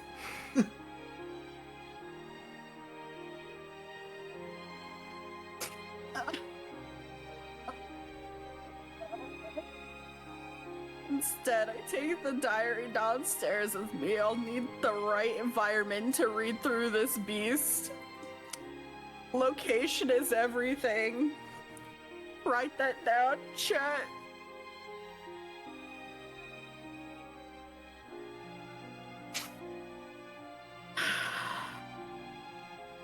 Self at Milk Crown for the first time in around 2 weeks.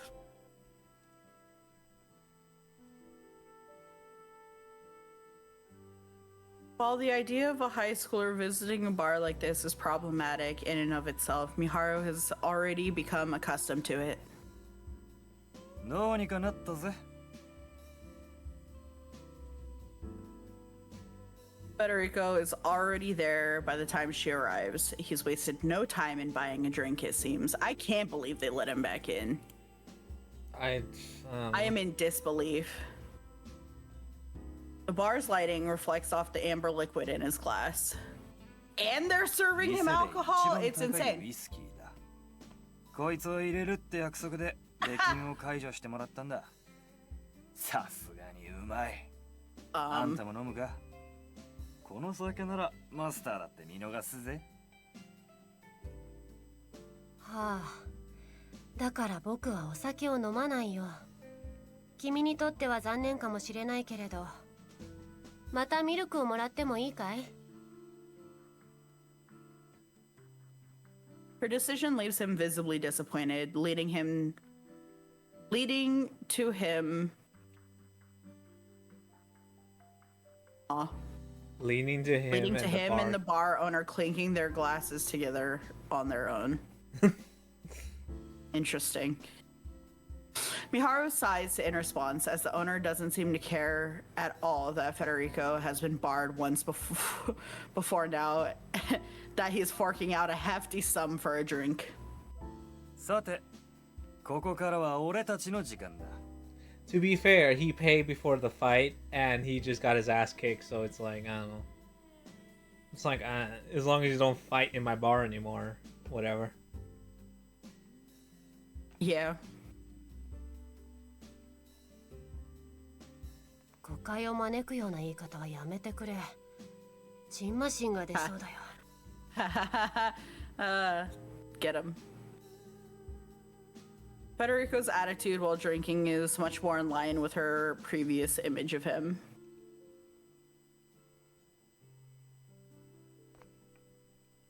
She feels an odd sense of relief over this. まあいい。アランの死因を教えるにあたって2つ問題があると言っていたな。まずそれを教えてくれ。ああ。一つ目は、僕はアラン・スコーピオンの死因をカードに書かれている情報でしか知らないということだ。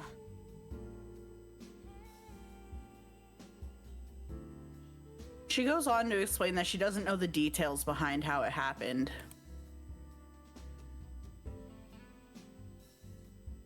This means that Federico will be unable to obtain a card even if she reveals it to him.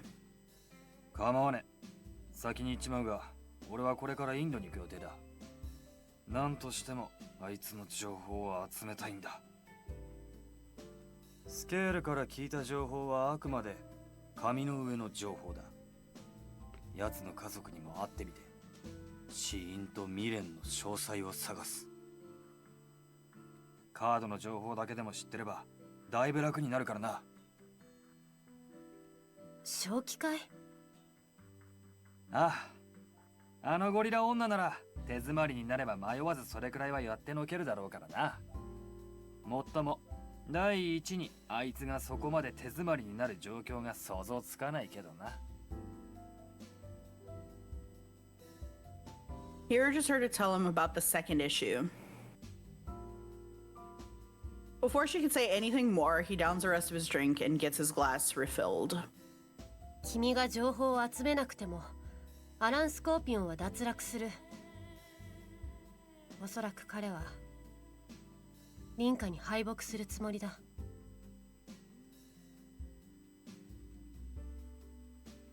Mihara had already heard about how Scale targeted Rinka's grandmother and how it was Alan who saved her.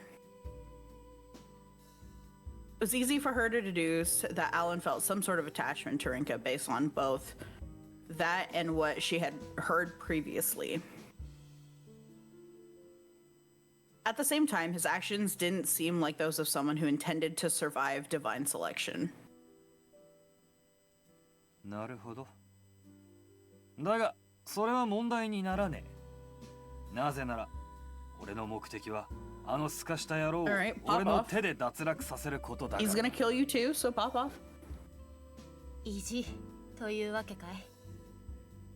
僕はアラン・スコーピオンを無視してリンカや僕を狙った方がいいと思うよ。悪いな。あんたの体に興味はあるが、あんたらにもう興味はねえんだ。Why?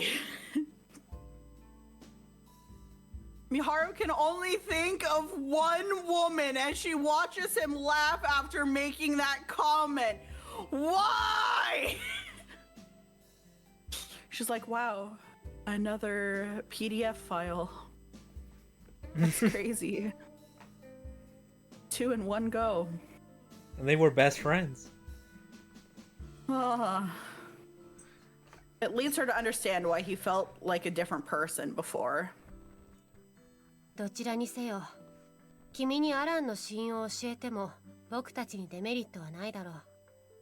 それに約束を破るのは気が引けるからね。彼の死因は毒死さ。詳細はわからないが、有名若社長のアラン・スコーピオンなら想像もつく。君がこの Interesting. 情報をカード化するのはそう遠 That く gives ない me 未来だろ thoughts, right? Because stereotypically and historically, they call poison a woman's killing method. And the only thing that we know about Alan was the one flashback where he saw a woman in a window. I think I don't know. I don't think he got killed by a woman. I think that if I were to guess, that's his mother and she's dead. Because he is the sole provider of, it seems, his brothers and sisters. Yeah, I thought so too, but I don't know. Maybe when we get more information, I don't know. But given, like you said, his fame, it could have been a competitor, both E2. And given how he is, I'm pretty sure he's pissed off a lot of people, so there are many people who probably want him gone. Yeah, and I would say poison is a smart way to do it because it's very hands-off in a lot of respects, so I don't know. Who's to say? ありがとうよ。さて、俺は明日の朝一の便でインドへ。 Flight? You need to be in Japan. Where the fuck you going? He's gonna deal with his regret. He's dealing with his regret. Didn't you hear what he said earlier? Bro, my brain is mush. I probably heard it and immediately trashed it. He said he's going to India to talk to Alan's family to find out his cause of death and regret. Okay. Yeah, I heard it and immediately trashed it. Yeah, so he... That's where he's going. Okay. 断る。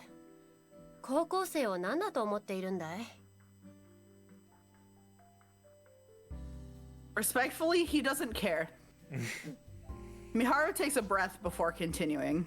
Have you forgotten who his friend was and what she did? Just stop it. Let her just be dead and forgotten. しかし、今日は喉が渇いていてね。もう一杯ミルクを飲む間くらいは。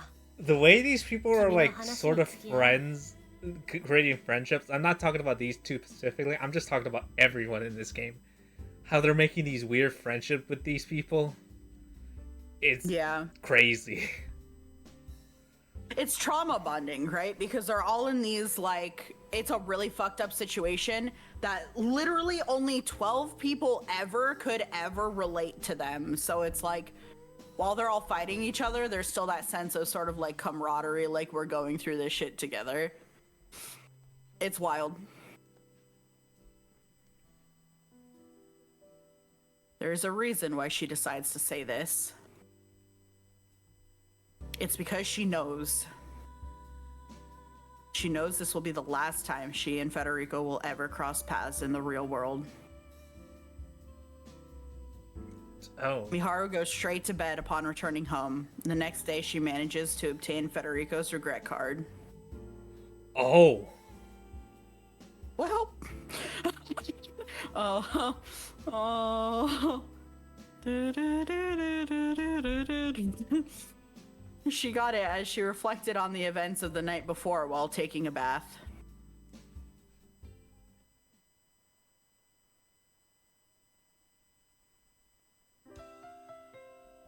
Gotta love reflection. I feel about ready to collapse when I'm all... Sorry, this phrasing is crazy. I feel about ready to collapse when I am only about 1/6 through the diary. That's just funny. Sure. It's like... Okay, but she said she was gonna stop at page 3, so that means there's only 18 pages total, or she's just sitting there, like, staring at it like, what's going on? I don't know, maybe she got lost in the sauce and just kept reading. Or we can read the next sentence and it can answer it. Alright, I've always been a slow reader, but I'm probably going twice as slow thanks to the fading writing. 日記だね。 Just your run-of-the-mill diary. Dear sister, today I picked flowers in the garden, but then I had to replant some to make up for it. It was crazy, and then there was this one deer. Anyways, Death That's Games? about...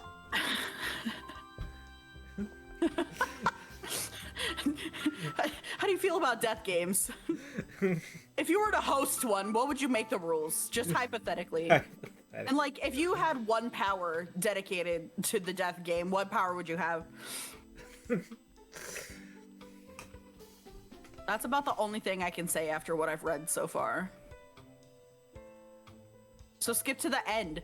I feel like reading from the beginning is one thing, but the end, like, what's the last thing she wrote? You know what I'm saying?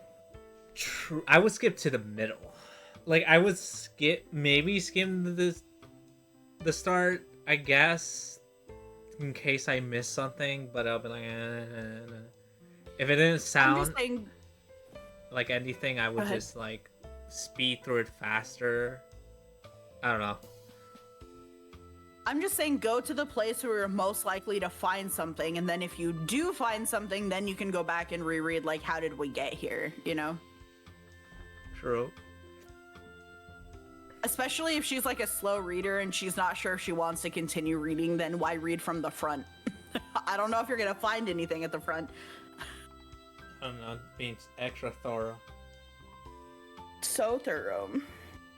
I feel both guilty and slightly embarrassed reading it, since it feels like I'm peeking into someone else's life. Yeah, because you are, but they're dead. Yeah. They died a long time ago. Apparently, my great-great-grandmother's name was Linda. The vague similarities between it and my own name makes me feel a bond with her. Linda and Rinka? Linda and Rinka. Sure. Yeah, I can see that. Because L and R are interchangeable there, and then the da and the ka are very, like, similar syllables. Sure, yeah. Her dad was an English clockmaker. Oh, no!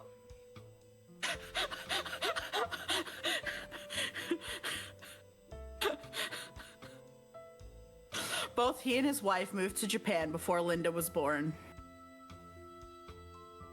He visited Japan once before to instruct others about his craft, and it left quite a positive impression.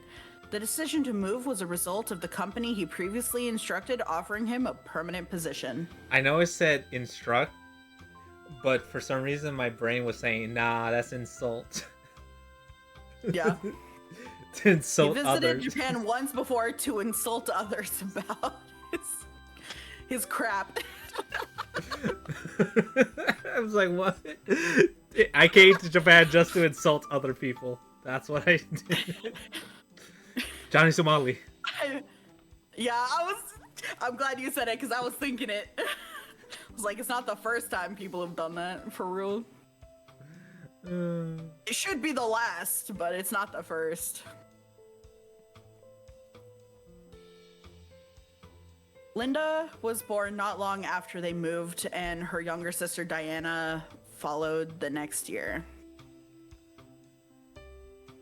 I doubt that my gran remembers much about Diana.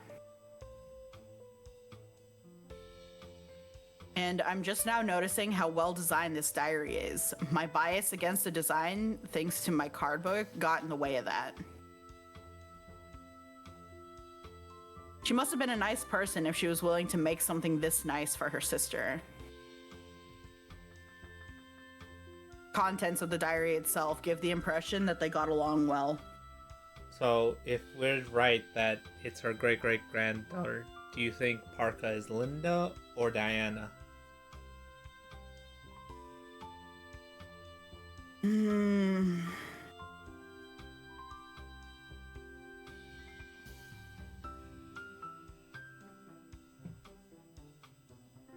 That's gonna have to depend on who slighted who, I think.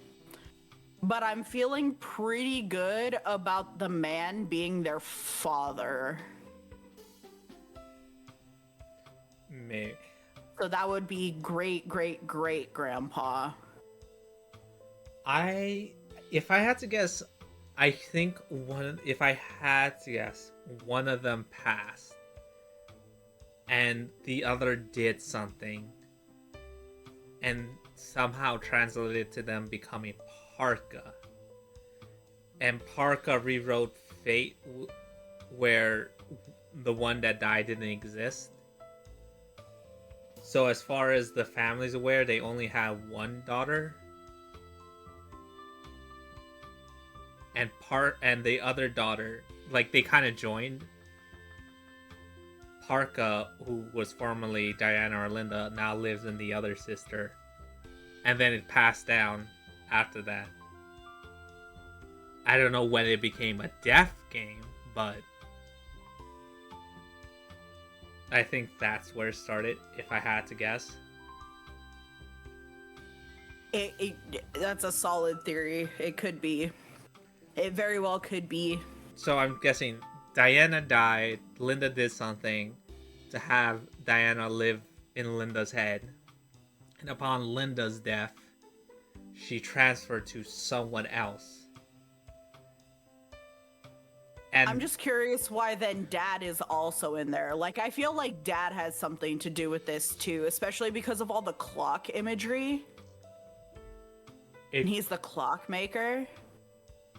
And like, they're all supposed to meet by a clock tower in a park. well, that could be just because their family is so connected to clock that they did that. That's only if we... I don't know what's his relation, because he does have similar hair to Rinka, except instead of golden, it's blue. Right. So I don't know. He could be the original person. He could be not their dad, but he could be the one that helped make, again, in my theory, Diana's the one that died, so he'd make Diana into Parka. And because of that, maybe he made Parka, and from that, she started death games to exist in people's head, and ever since then, this deity has been in her family line without them knowing. So he could have just been there since the beginning with them because of what he did.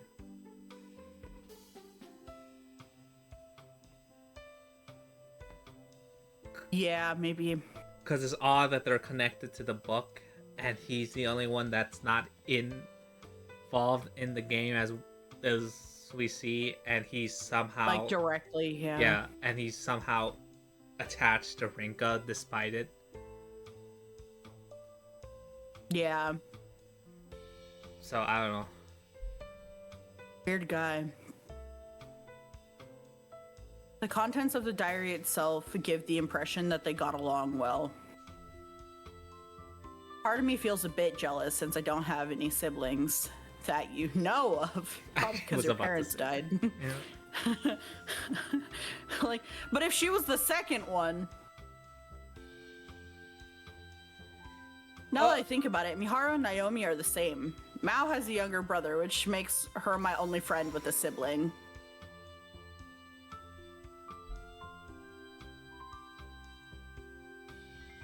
Anyway.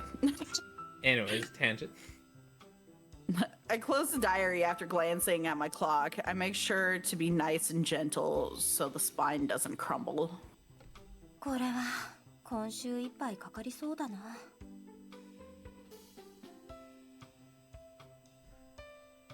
Having decided to pick up where I left off tomorrow, I head up to my room.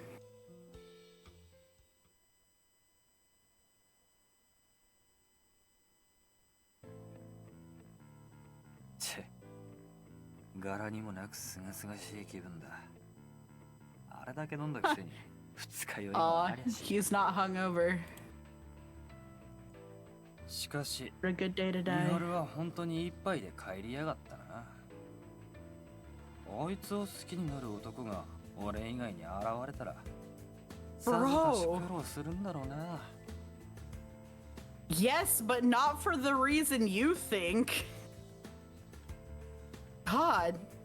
Federico chats aloud on a near empty train. So there's just a man sitting there mumbling to himself in Italian, and people are like, the fuck? His destination? The airport. He finds himself thinking back on his life during the ride. Born in southern Italy, his life was an amalgamation of failures. As a child, he was often bullied. Don't say. I feel like they could have done more. Wow. Sorry, that was a bad joke. He was as thin back then as he was now, only shorter. It left him with no real means to defend himself. Aw, he was beat up. Okay, but that just explains why he joined the mob, though. His attempts at retaliation resulted only in further beatdowns, both physical and verbal. He became a child who knew the taste of defeat well. That's so sad. Don't make us pity him now. He's gonna die. That's when they make you pity them the most. I know, it's so dumb. At the same time, his parents had settled on a divorce after dealing with a lot of friction. Federico wanted to stay with his mother. There was no deep reasoning behind it. He simply liked being around her more at the time. But even those feelings were linked to failure. What? divorce was due to an affair on the mother's side. Oh. Naturally, Federico had no involvement in it, but he considered his choice a failure regardless. What does that mean? What does that mean? It means he sided with the cheater and now he feels bad about it. I guess. His mother opted to move in with the man she was seeing and eventually married him. Let me guess, he was abusive. Yeah, I mean, yeah. The wedding ring wasn't something she left to Federico. He snatched it when it tumbled out of the garbage. Oh, she threw the ring out. Oh. Even so, he couldn't bring himself to part with it, as it represented his desire to see her once more. 20 years later, he finally realized that it served to symbolize his inability to win his mother's love. What is happening? Okay, so that means he went with his father then. Yes. Okay. Oh, wait, did he? Well, because he says that the wedding ring somehow wasn't left, that it got snatched, and that it represented his desire to see her once more.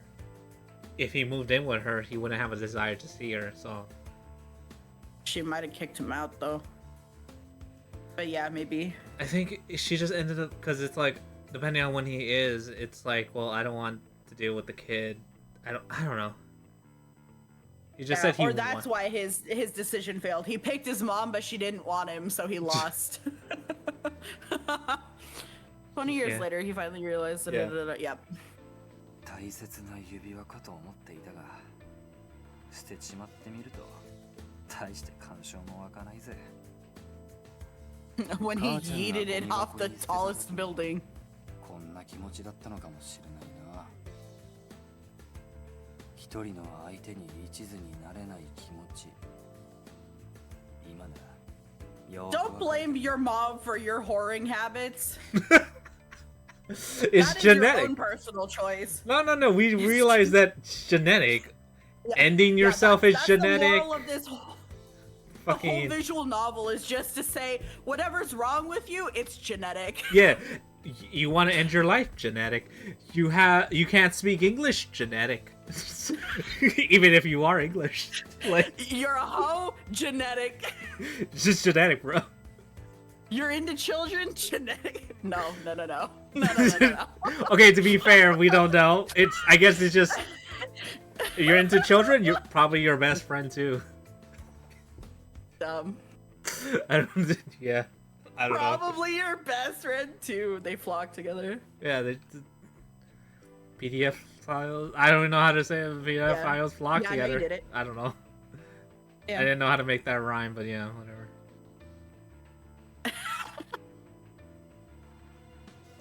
It would have been too poetic. You needed nerfs.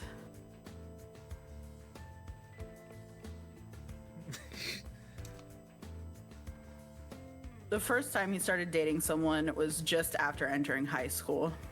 That's where it all started. That's why he's interested in high schoolers. That's where it all I bet his first girlfriend cheats on him.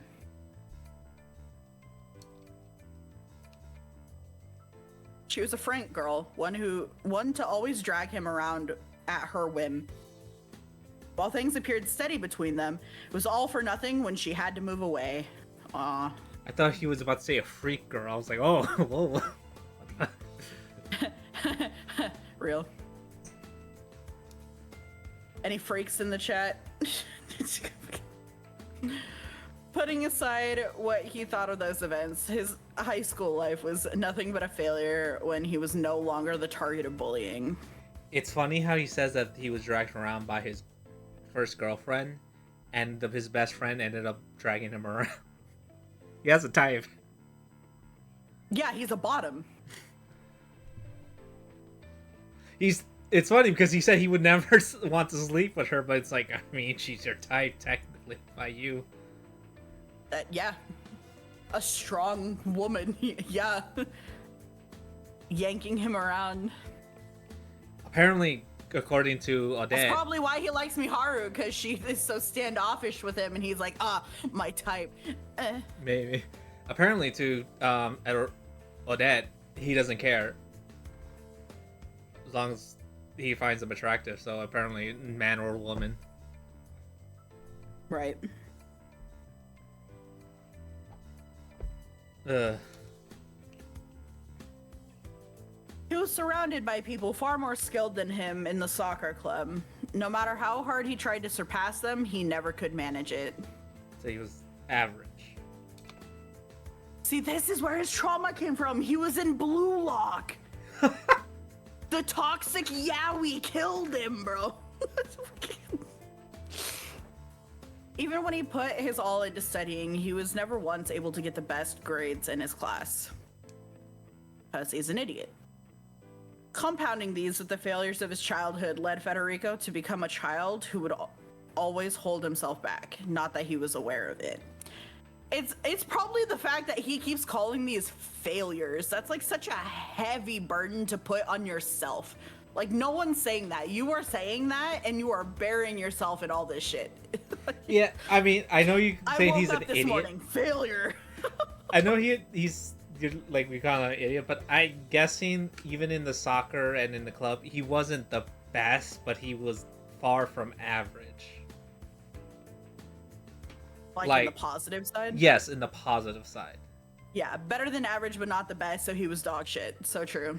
So, like, he got probably high grades, but because he didn't see himself as the first, he's like, I failed. And same with soccer, probably same with everything, given his childhood, yeah. Yeah, that perfectionist mentality. Crippling perfectionism, so true. Much like how he was never aware of the misfortune and continued to cause him later in life. His fear of failure led to his decision to not apply to any universities, a reality that he continually denied. Instead, he started up his own business.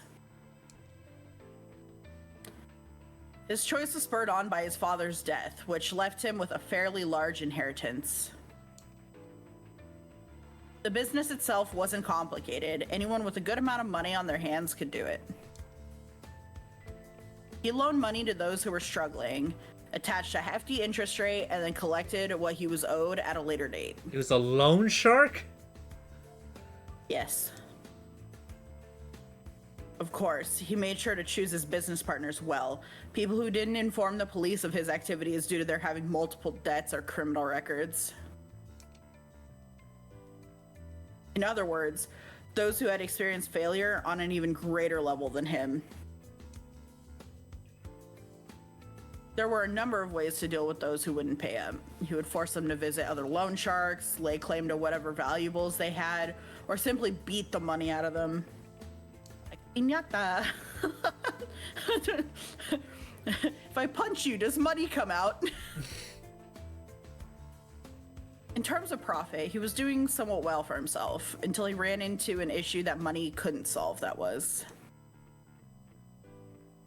He had been conducting business in the Mafia's territory.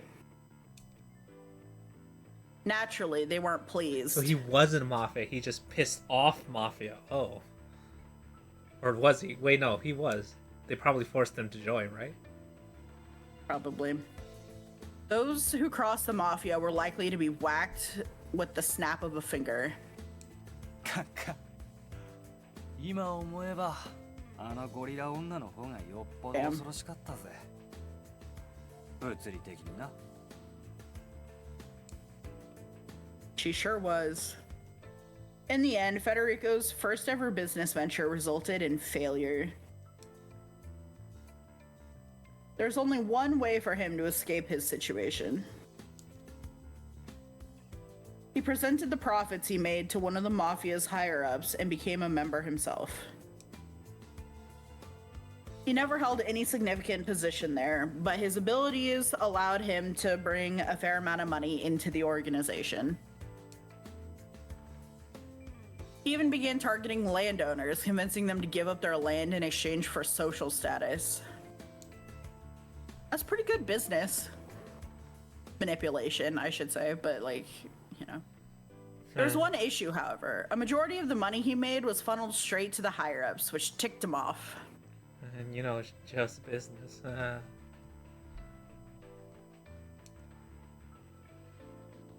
That led to him laundering the organization's money by transferring it to a bank in Switzerland. Why would you do that?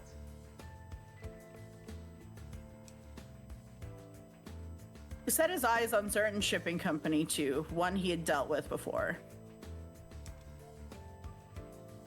Of course, it was no ordinary shipping company. They dealt in weapons, stolen goods, and much more. The boat itself was stateless, but its representative was a woman from France. They were effectively a group of independent mercenaries. Oh, dead. Mm-hmm. 今思えば俺みたいのをよく乗せてくれたもんだ。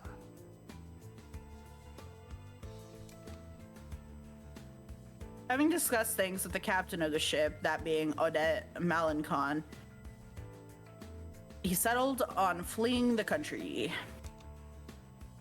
Run! The Mafia itself was essentially a family-run business. Federico would never make it to the top in that environment, regardless of how hard he tried. Even so, all members had to make a blood oath upon joining. Were they to quit, all that awaited them was prison. Of course, one could not simply quit the Mafia and expect to live. And thus, fearing failure once more, he chose to flee.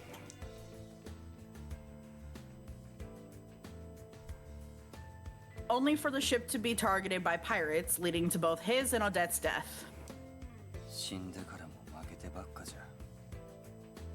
ざまあねえな。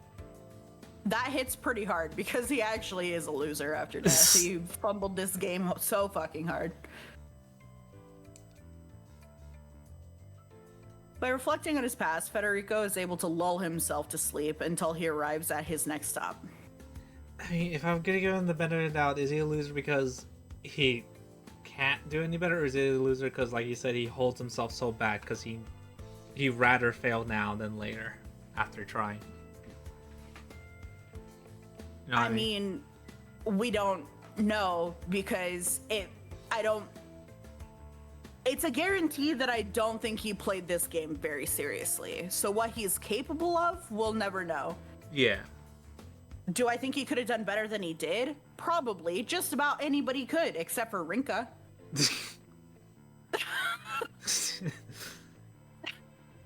But, you know, I don't think he was taking it seriously, and I don't know. His mind is only on one thing, to gather as much information about Alan as possible before returning to Japan on Sunday morning. But he has yet to notice. Though his life may have been steeped in failure, he's never given in. He's always struggled against that which most people simply accepted. Federico Carminati is no loser in the game of life.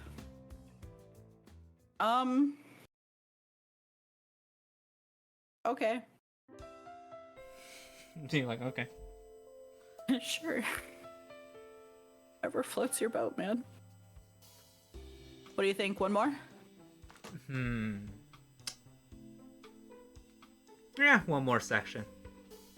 One more. I make sure to open the store today after school. Oh, should be when she meets Alan. Oh. I've been feeling better now that Grand's room is all neat and tidy. Once closing time comes around, I go about my usual routine before bringing the diary downstairs to read it. As always, I make sure to handle it with the utmost of care. Then I delve even deeper into the daily lives of Linda and Diana. Or not? Oh, speaking of Alan. Alan finds himself staying at a hotel today. It isn't unusual for him to switch to one over the warehouse in Yokohama every now and then. The warehouse is perfectly fine for him. does lack the facilities required to recharge his phone and laptop, however. Not to mention, like, you know, shower. I mean, I guess he can Not go that to. he can. I was gonna say he can go Huh? to a bathhouse maybe around there. I guess. Probably. Dude, I totally forgot about that. Japan culture is just superior. Here you have to do like a day permit at a gym. Like that's how a lot of homeless people do it. Eh. And then they like shower at the gym and stuff. Not that he can deny the pleasure that comes from sleeping on a comfortable bed. 今日は行かなかったな。 Also, he just didn't want to go. Interesting. Oh, look, hydrate. While he had made the decision to visit Rinka yesterday, the store she was running was closed. When has that ever stopped you, my guy? Today, on the other hand, he simply couldn't bring himself to go. Hi, I missed you too. If proof was needed for the butterfly effect of missing one's opportune moment, this would be it.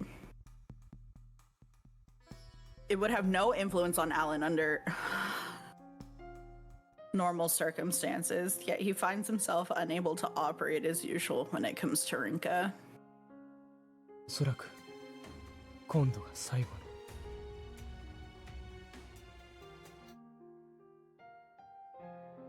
He collapses onto his bed and casts his mind back to the first participant he eliminated. Oh, we're gonna learn about her finally. ようやく会えたわね。 What's her name? Really, Chan? I guess. Or Chan?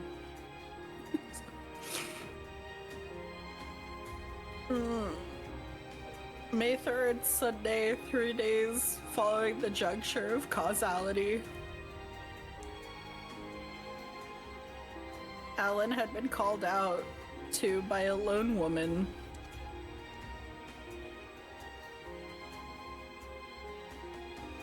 Alan had received the explanation about divine selection.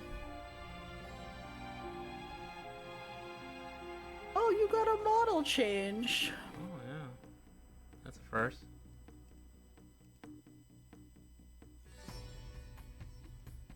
There we go.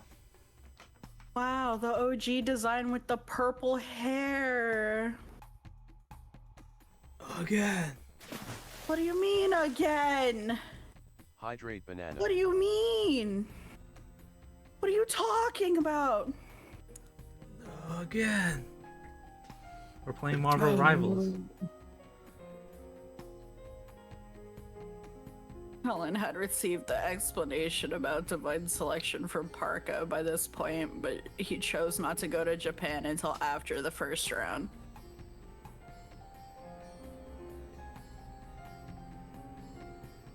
The woman standing before him was... Is it Chan Chan? Is it Chan Chan? I'm gonna go Chan Chan. She was the one... Sorry, I can't take it seriously. She was the one who caused him to forego the decision and instead come home earlier. And instead come earlier. You said come home earlier, but you know. Oh. I don't... My ears stopped seeing. Your ears stopped seeing? What do you mean? What does your ears have to do with your eyes? My mouth is blind. Stop.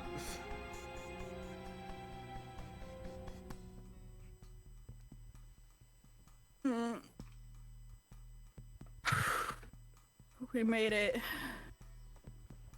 10-minute cooldown, save me. It wasn't unusual for people he didn't know to request appointments with him considering his position. These requests were typically ignored. However, he had no choice but to take notice when she brought up divine selection over the phone. While still somewhat suspicious, it was here he learned that a small number of people found themselves in the same situation as him. 来てくれて嬉しいわ、ミスター・アラン。She stood a few meters away from him, her tone as confident as they came. In Alan's eyes, she seemed like nothing more than an average woman in her early 20s. Her apparel was simple, about what one would expect of someone on vacation. なぜ僕のことを知っている？いや、僕が選定の参加者であることを知っている。あなたの名前が有名なことくらい自分で分かっているんじゃないの？二つ目の質問には、そうね、答えてあげるわ。私の初期カードのうち1枚があんたの氏名。あんたみたいな変な名前、そう多く Little はい did な she い know も all んね。 their names are insane. Scale? でもね、あんたのことは昔から知っていたのよ。ウィリアム・リュウという男を知っているかしら？知らないな。Oh. そうだと思ったわ。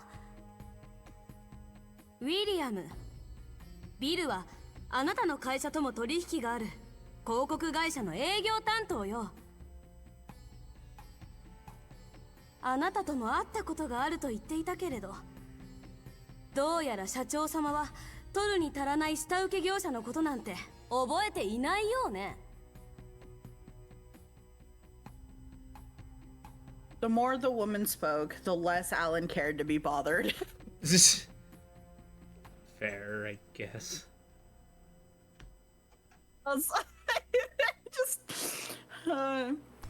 He was never very good with these types. The ones who gradually drifted off topic, the longer they spoke. Alan would hate us. Yeah, probably. We do tangent quite a bit. And then we sit there and we're like, what were we talking about? Oh yeah, grapes. Grapes, yeah.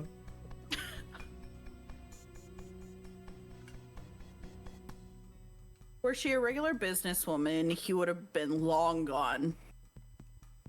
私はそのビルの婚約者よ。What the hell does... Oh, she's a gold digger. 要件を早く話してくれないか、ミセスちゃん。あれ？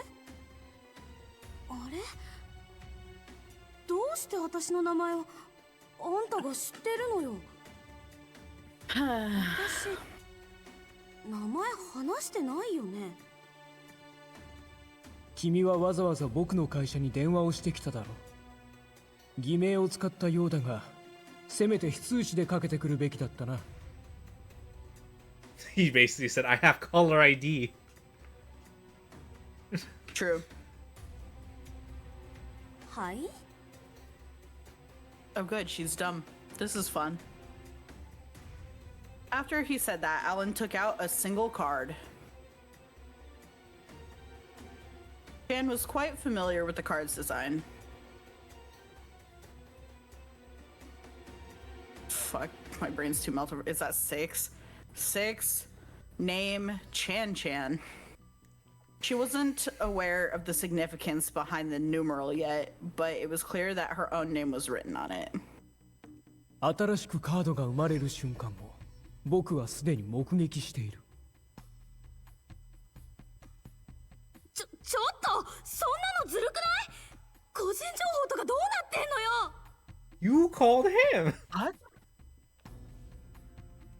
This is funny how stupid she is. Alan remained silent in the face of her panic. What is her reason for this? I want to know why she did this. It got her killed. I imagine she was gonna try and blackmailing him into like partnering up.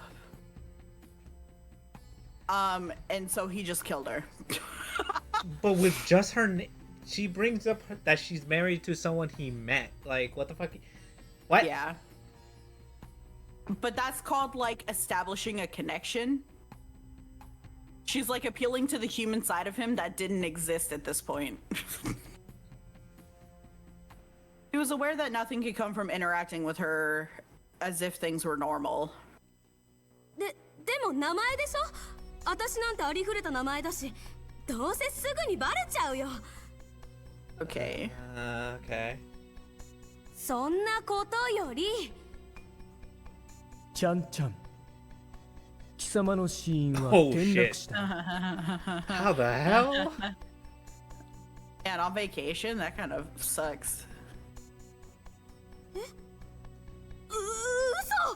どうしてあんたが知ってんのよ。 It was simple, really. Elementary, dear Watson. 6. Cause of death. Fell to their death. He was unable to determine who the card belonged to at the time, as he had yet to meet anyone else in the Court of Fate. However, he soon realized that each... Okay, it's a hydrate. Each participant had an identifying number after he came to possess Chan's name card. So he already had it. Okay. He had anticipated this. Oh, the smiley face. He had anticipated this by nature of his personal cards containing the number 12. Yes. But with this, he was able to confirm it. My .exe is working, baby. .exe. Once he knew that Chan was number 6, he was able to link her cause of death and name. 私もしかして大事なこと言っちゃってた？ Her carelessness was a source of irritation for Alan. 使命を軽んじているならば、その考えは改めた方がいい。ただし、来世ではな。Yeah. Alan was already an atheist, but the teachings of his parents seemed to carry a lingering influence on him. I mean, you can still be an atheist and want there to be something else for other people, I guess. Like, for example, I don't believe necessarily that there's anything after death, but I think it's nice to think that there is. Especially for, like, the people who deeply believe that. Like, my grandma is very spiritual. So just like, yeah, that would be great. I'm technically atheist, but like I go with sometimes along with the Christianity stuff my mom does. Yeah. And if Why there not? is one in a creator, then there is one. It's not like I'll only know when I make it that side, and by then I can't tell anyone. So. Right. You'll have your own answer for you only. Congratulations. は？何よ。あんたはまだ私の未練を分かっていないはず。それに。And he's about to tell you what it is. 婚前旅行というのか。ただの旅行なのか知らないが、貴様はウィリアムと登山を楽しんでいる。You 登 can't 山とい do え it ど like this, 本 bro. 格 You 的な can't も be ので like, はな well, く、ほとんどピ you ク were ニック。 taking a walk and then you stubbed your toe and died. しかし貴様たちは好奇心に負け、ルートを外れて崖の方へと向かった。Oh. そちらの方が景色がいいと思ったよう I だ hope な。 she died taking a selfie. あんたなんで知ってんのよ。やだやだ。あんた顔は悪くないと思うけどネクラっぽいから無理。そもそも私はビル一筋なんだから。 Bro. Ew. お She's そ so らく dumb. この転落死というのは、その時に足を滑らせたか何かだろうな。わざわざ立ち入り禁止の場所へ行ってその結末という How の am は I supposed to cry at that? 愚かという She's 他はない。 again.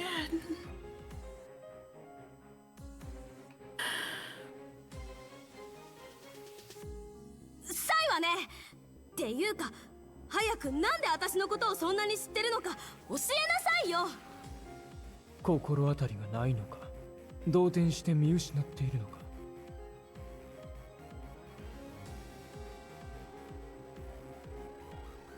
She forgore.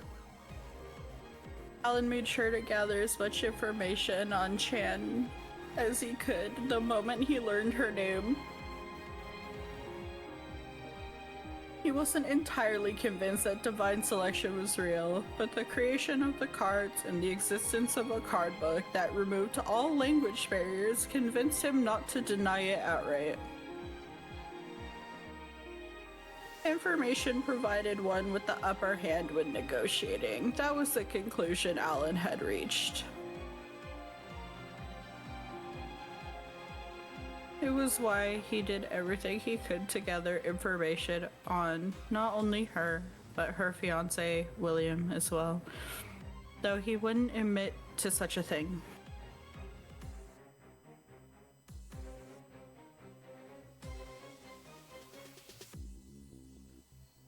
Me when I am suffering.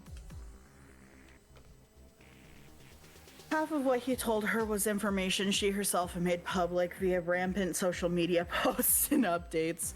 Oh good, thank you for blogging your life. This is why social media is evil, people, because if you ever randomly die and get sucked into a death game that could potentially save your life, you shouldn't be traceable. They'll know everything. Easy claps.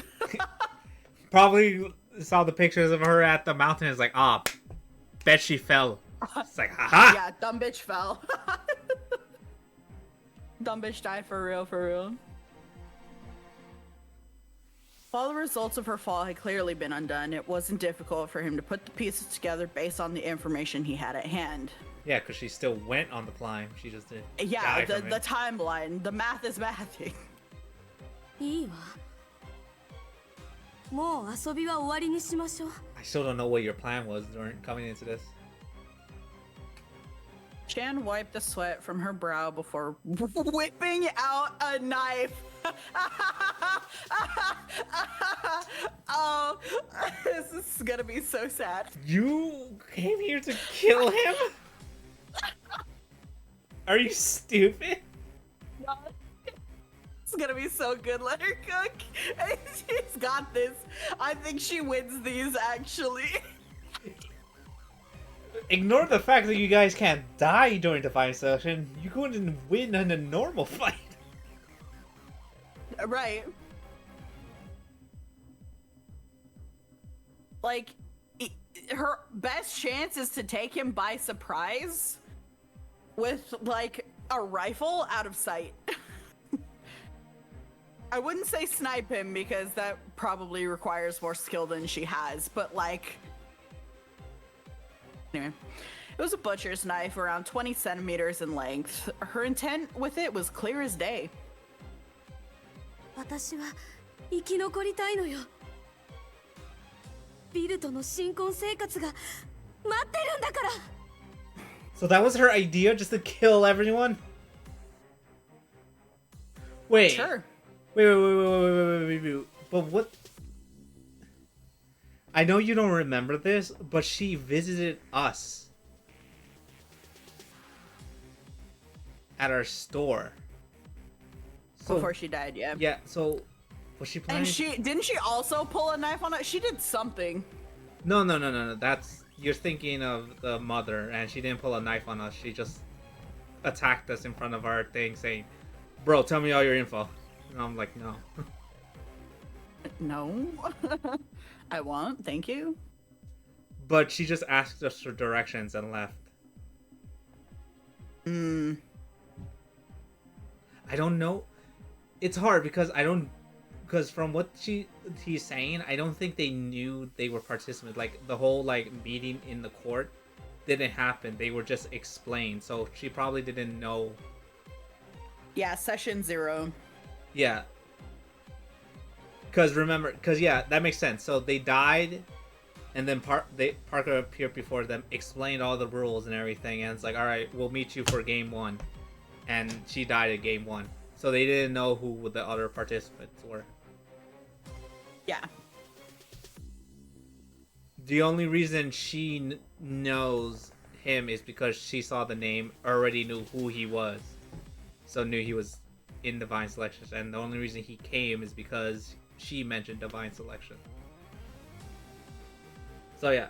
So Yeah. they didn't know they were participants, so that's why she never threatened to murder us, because she didn't know we were participants.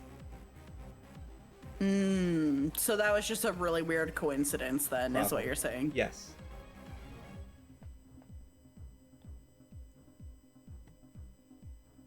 She raises the knife before dashing toward Alan. Oh, honey. Mere 5 meters separated them. She would reach him at her speed in an instant. Chan was confident in her speed thanks to her having played tennis since childhood. What's more, Alan was a stereotypical rich boy. He had no means to defend himself, or so she thought. 女神の選定の参加者は死なないと女神から聞いていないのか。 Alan dodged her with ease before twisting her wrist and stealing the knife from her grasp.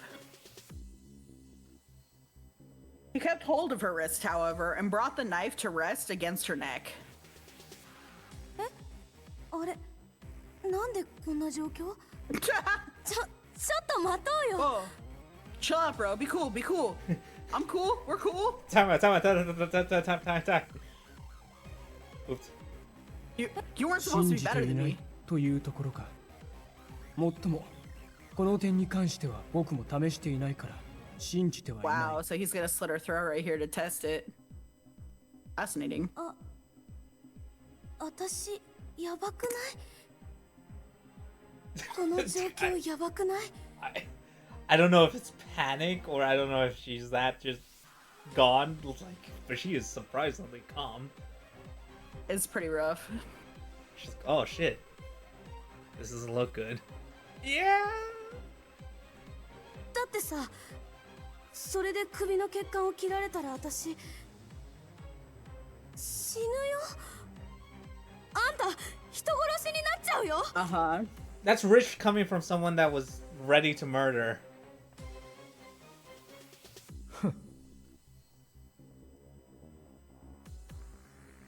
Alan can hardly believe the words coming out of this woman's mouth after her own attempt to stab him.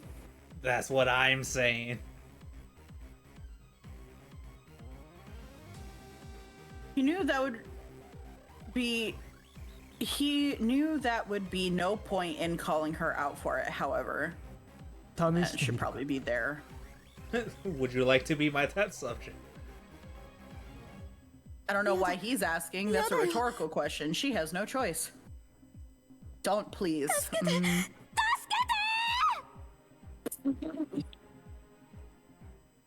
Okay.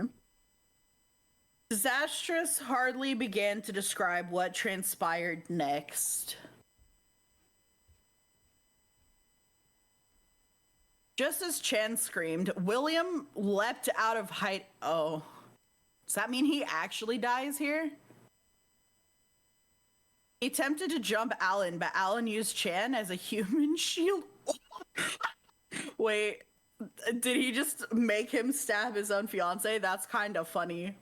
William could make no move in that situation, so Alan threw the knife away and pushed Chan toward him.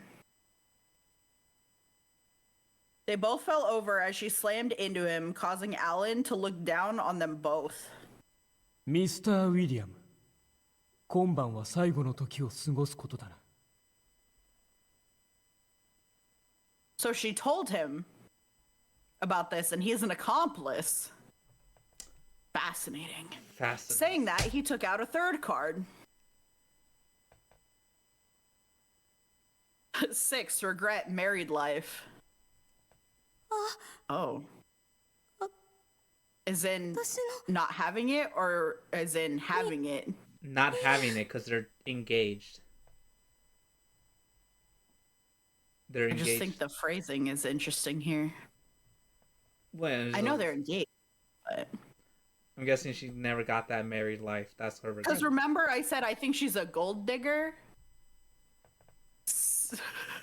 I think it's the So, phrase... like- Well, she said that her life is almost set and complete with William, that she's not gonna jeopardize that. So whether it is what you think it is, or it is she genuinely loves him, she doesn't want to jeopardize that life and lose it. So married life, like whatever that entails for her, she didn't get. Sure. 12人の中 Sure. で君が最も愚かな参加者であろうな。 Honestly, after seeing this, I would agree. Hence why she was the first one out. Alan had lost all interest in Chan by that point. He picked up the knife and tossed it back to them. The last thing he wanted was to raise suspicion by carrying it around when he'd only just arrived in Japan.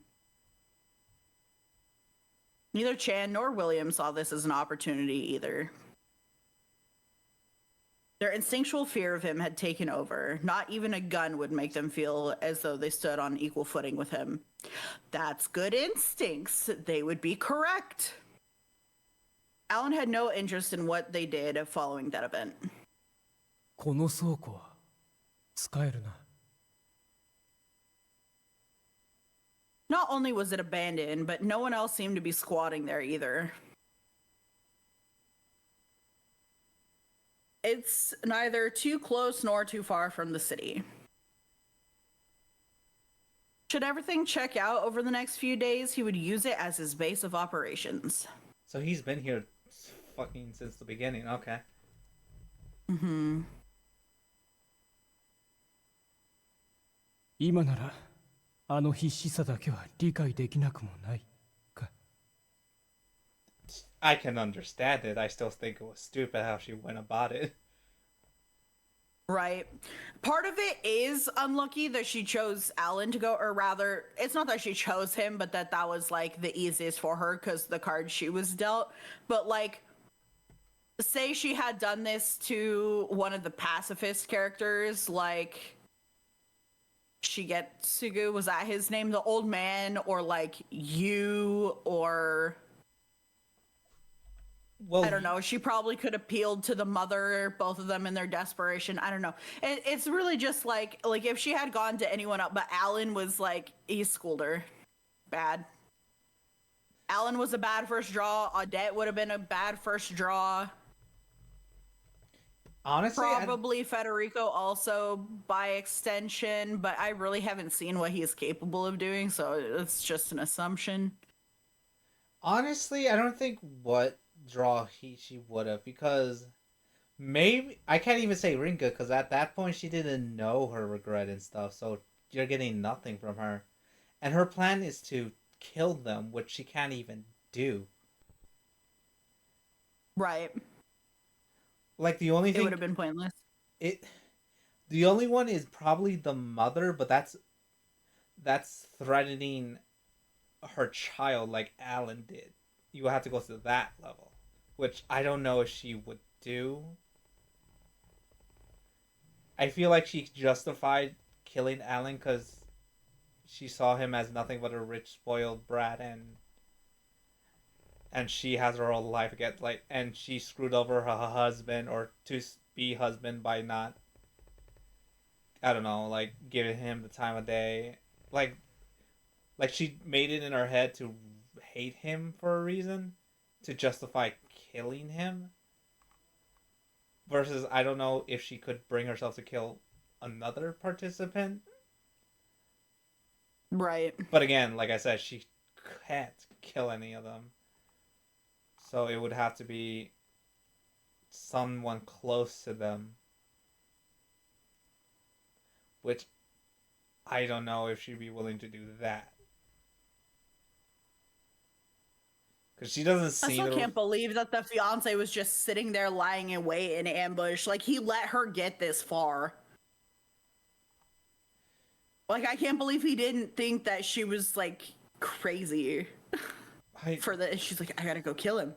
And he was like, yeah, you're right. You gotta do that. Like, who the fuck? Well, she obviously told him, and he believed. He probably has the vague memory of seeing her fall off the cliff, the same way Naomi has the vague memory of the original fire. Maybe, yeah. Which lended some credit to her story, but I still don't know why he'd be on board with, like, killing this dude. It's Maybe, just weird. Well, the same reason probably she's on board with doing it. They have a reason not to like him, and probably why she, in their mind, deserves to live over him. And then there's the, oh, technically they all died already, so you know what I mean? Like, so is it really killing, or you know what I mean? Like, there's many Yeah. ways to justify it, I guess. Many excuses you can make, and they probably use them all to get to this point. And they still failed. Well, yeah. Skill issue. Amazing.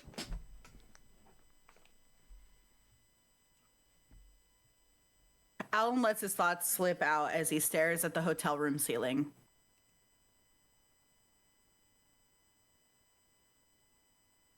And that was probably our section. Yep, it was. Woo. And then we... Another fifth of the... Okay, so we've read 1/6 and 1/5. How much is that, chat? I think she just... It's now 1/5, so she went from 1/6 to 1/5, not combined. I don't know. What do you mean? It says another fifth. Oh, We'll do the math later, but I already have the answer. It's okay, Chad. I did it for you. I know it's hard. Mathing is hard. Math. Who does math nowadays? They just ask Me. AI, Oh, and then yeah, they you give should you the definitely- answer. I definitely knows how to math. Yeah, Copium. and then they give you the answered fish. Fish.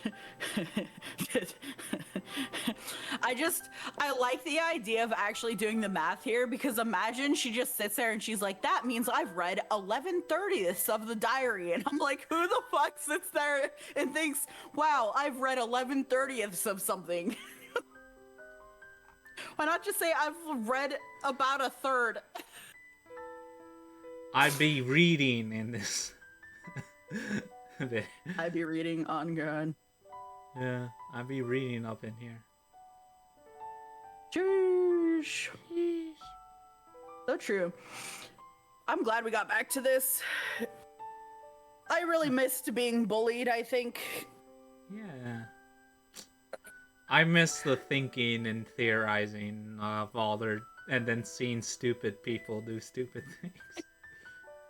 Yeah, it's fun, right? Like, we get all five-head with it, and then we, like, lock back in to realize that something heinous is just sitting on the screen in front of us and we never noticed. That's fun. Yeah, I like the drama. I like the suspense. I like the comedic moments of idiocy. I like the pain and suffering that is gay angst and suffering and trauma. I will say I'm liking it a lot with how it is, but the ending I think is going to heavily affect how I feel about this. True. Because as soon as people start playing with, like, basically it's like time warp is the way I'm going to phrase that. Like, as soon as you start messing with time, where like you can go back in time or you can change fate, or, you know, you're affecting the future, that always is such a tricky, slippery slope in the way you choose to, like, explain why it works like that. They chose a difficult topic to get satisfactory. But I hope the ending is good. Yeah, the last thing I remember doing time travel is 7 days, and yeah.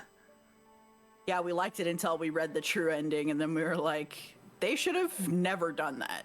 I think That should not have existed. I think what they're doing is fine, because they're not saying that they rewrite, like, they are plucking them and putting them almost like in different timelines, and we've seen that it's not perfect. They can't rewrite everything. Right. And that there's more to what's going on than they've even realized. I can't believe they're still dropping bombs this late in the novel, like, oh, by the way, this might all be linked to your cursed ass bloodline from like 5 generations ago, when there was like two sisters and a diary and a clockmaker. You Yeah. know, like that's a crazy thing to add this late in the game. Like, oh. Yeah. And it makes it, I guess, feel like this was inevitable. Like, even though it's like one of those things where something like it's. I feel like they're trying to say it's not a coincidence that not only Rinka but her mother was in this game. Right. They're making it feel so generational. Like there's something her mother failed to do that I guess it's now her. Yeah, survive. Well, yeah. Like, is it that if they survive them specifically, that this whole thing comes to an end, or I don't know. But if that was the case, clearly the grandma survived because the grandma would have also had to have gone through it at some point. Well, no, because she only remembers because we've speculated that her memory was rewritten from her daughter surviving for 12 weeks during the death game. And the only reason she has this... Yeah, but I'm just saying, if each generation has to go through it, right? Like if we're saying each generation goes through it, that means the grandma would have had to at some point as well, and we don't know why she doesn't remember, or whatever, right? But like, maybe I don't think the each grandma generation would have had to have survived, which means if survival was the key trigger, then like it would have ended. Well, obviously, so I don't think surviving's what ends it. Is my point. Yeah, and it can't be that she survived or she was even in the Geth game, because as far as we know, Parka is the deity, so that, and Parka is with Miharu, and the game only started because Miharu killed herself. So she didn't go. So if the grandmother was dead, maybe, but she's still alive. So I don't think it's okay. Yeah, so it's not generational, but has to be some connection that, because it's such a coincidence that her mother was in the death game, and now she, not only that she's doing it herself, she's linked to the previous survivor of that death game, like personally.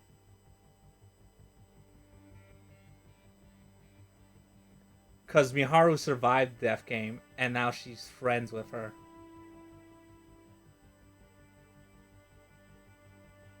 Like, something's happening. Yeah. like it was like a time limit that's coming to a close. And there's still that... Yeah, something... There's definitely still at least one piece of information that we're missing that's gonna link it all. And not to forget the... not to forget the freaking dude we have no idea who's connected to this all. That's... I don't know if he's in us. I don't know if he's in the cat that we still suspect. But he has something to do with it. And then there's still that thing she said, Parka, where she's not the reason these games happen. I don't know if she meant that as in, like, she doesn't start the games, hence, like, it only starts when you end your life, or that this wasn't her idea to do these games. Right, like someone else was traumatized by her death and trapped her here. No, you're not allowed to die. I'll haunt these people forever and make them kill each other. Yeah, so it's like, what's going on? I don't know.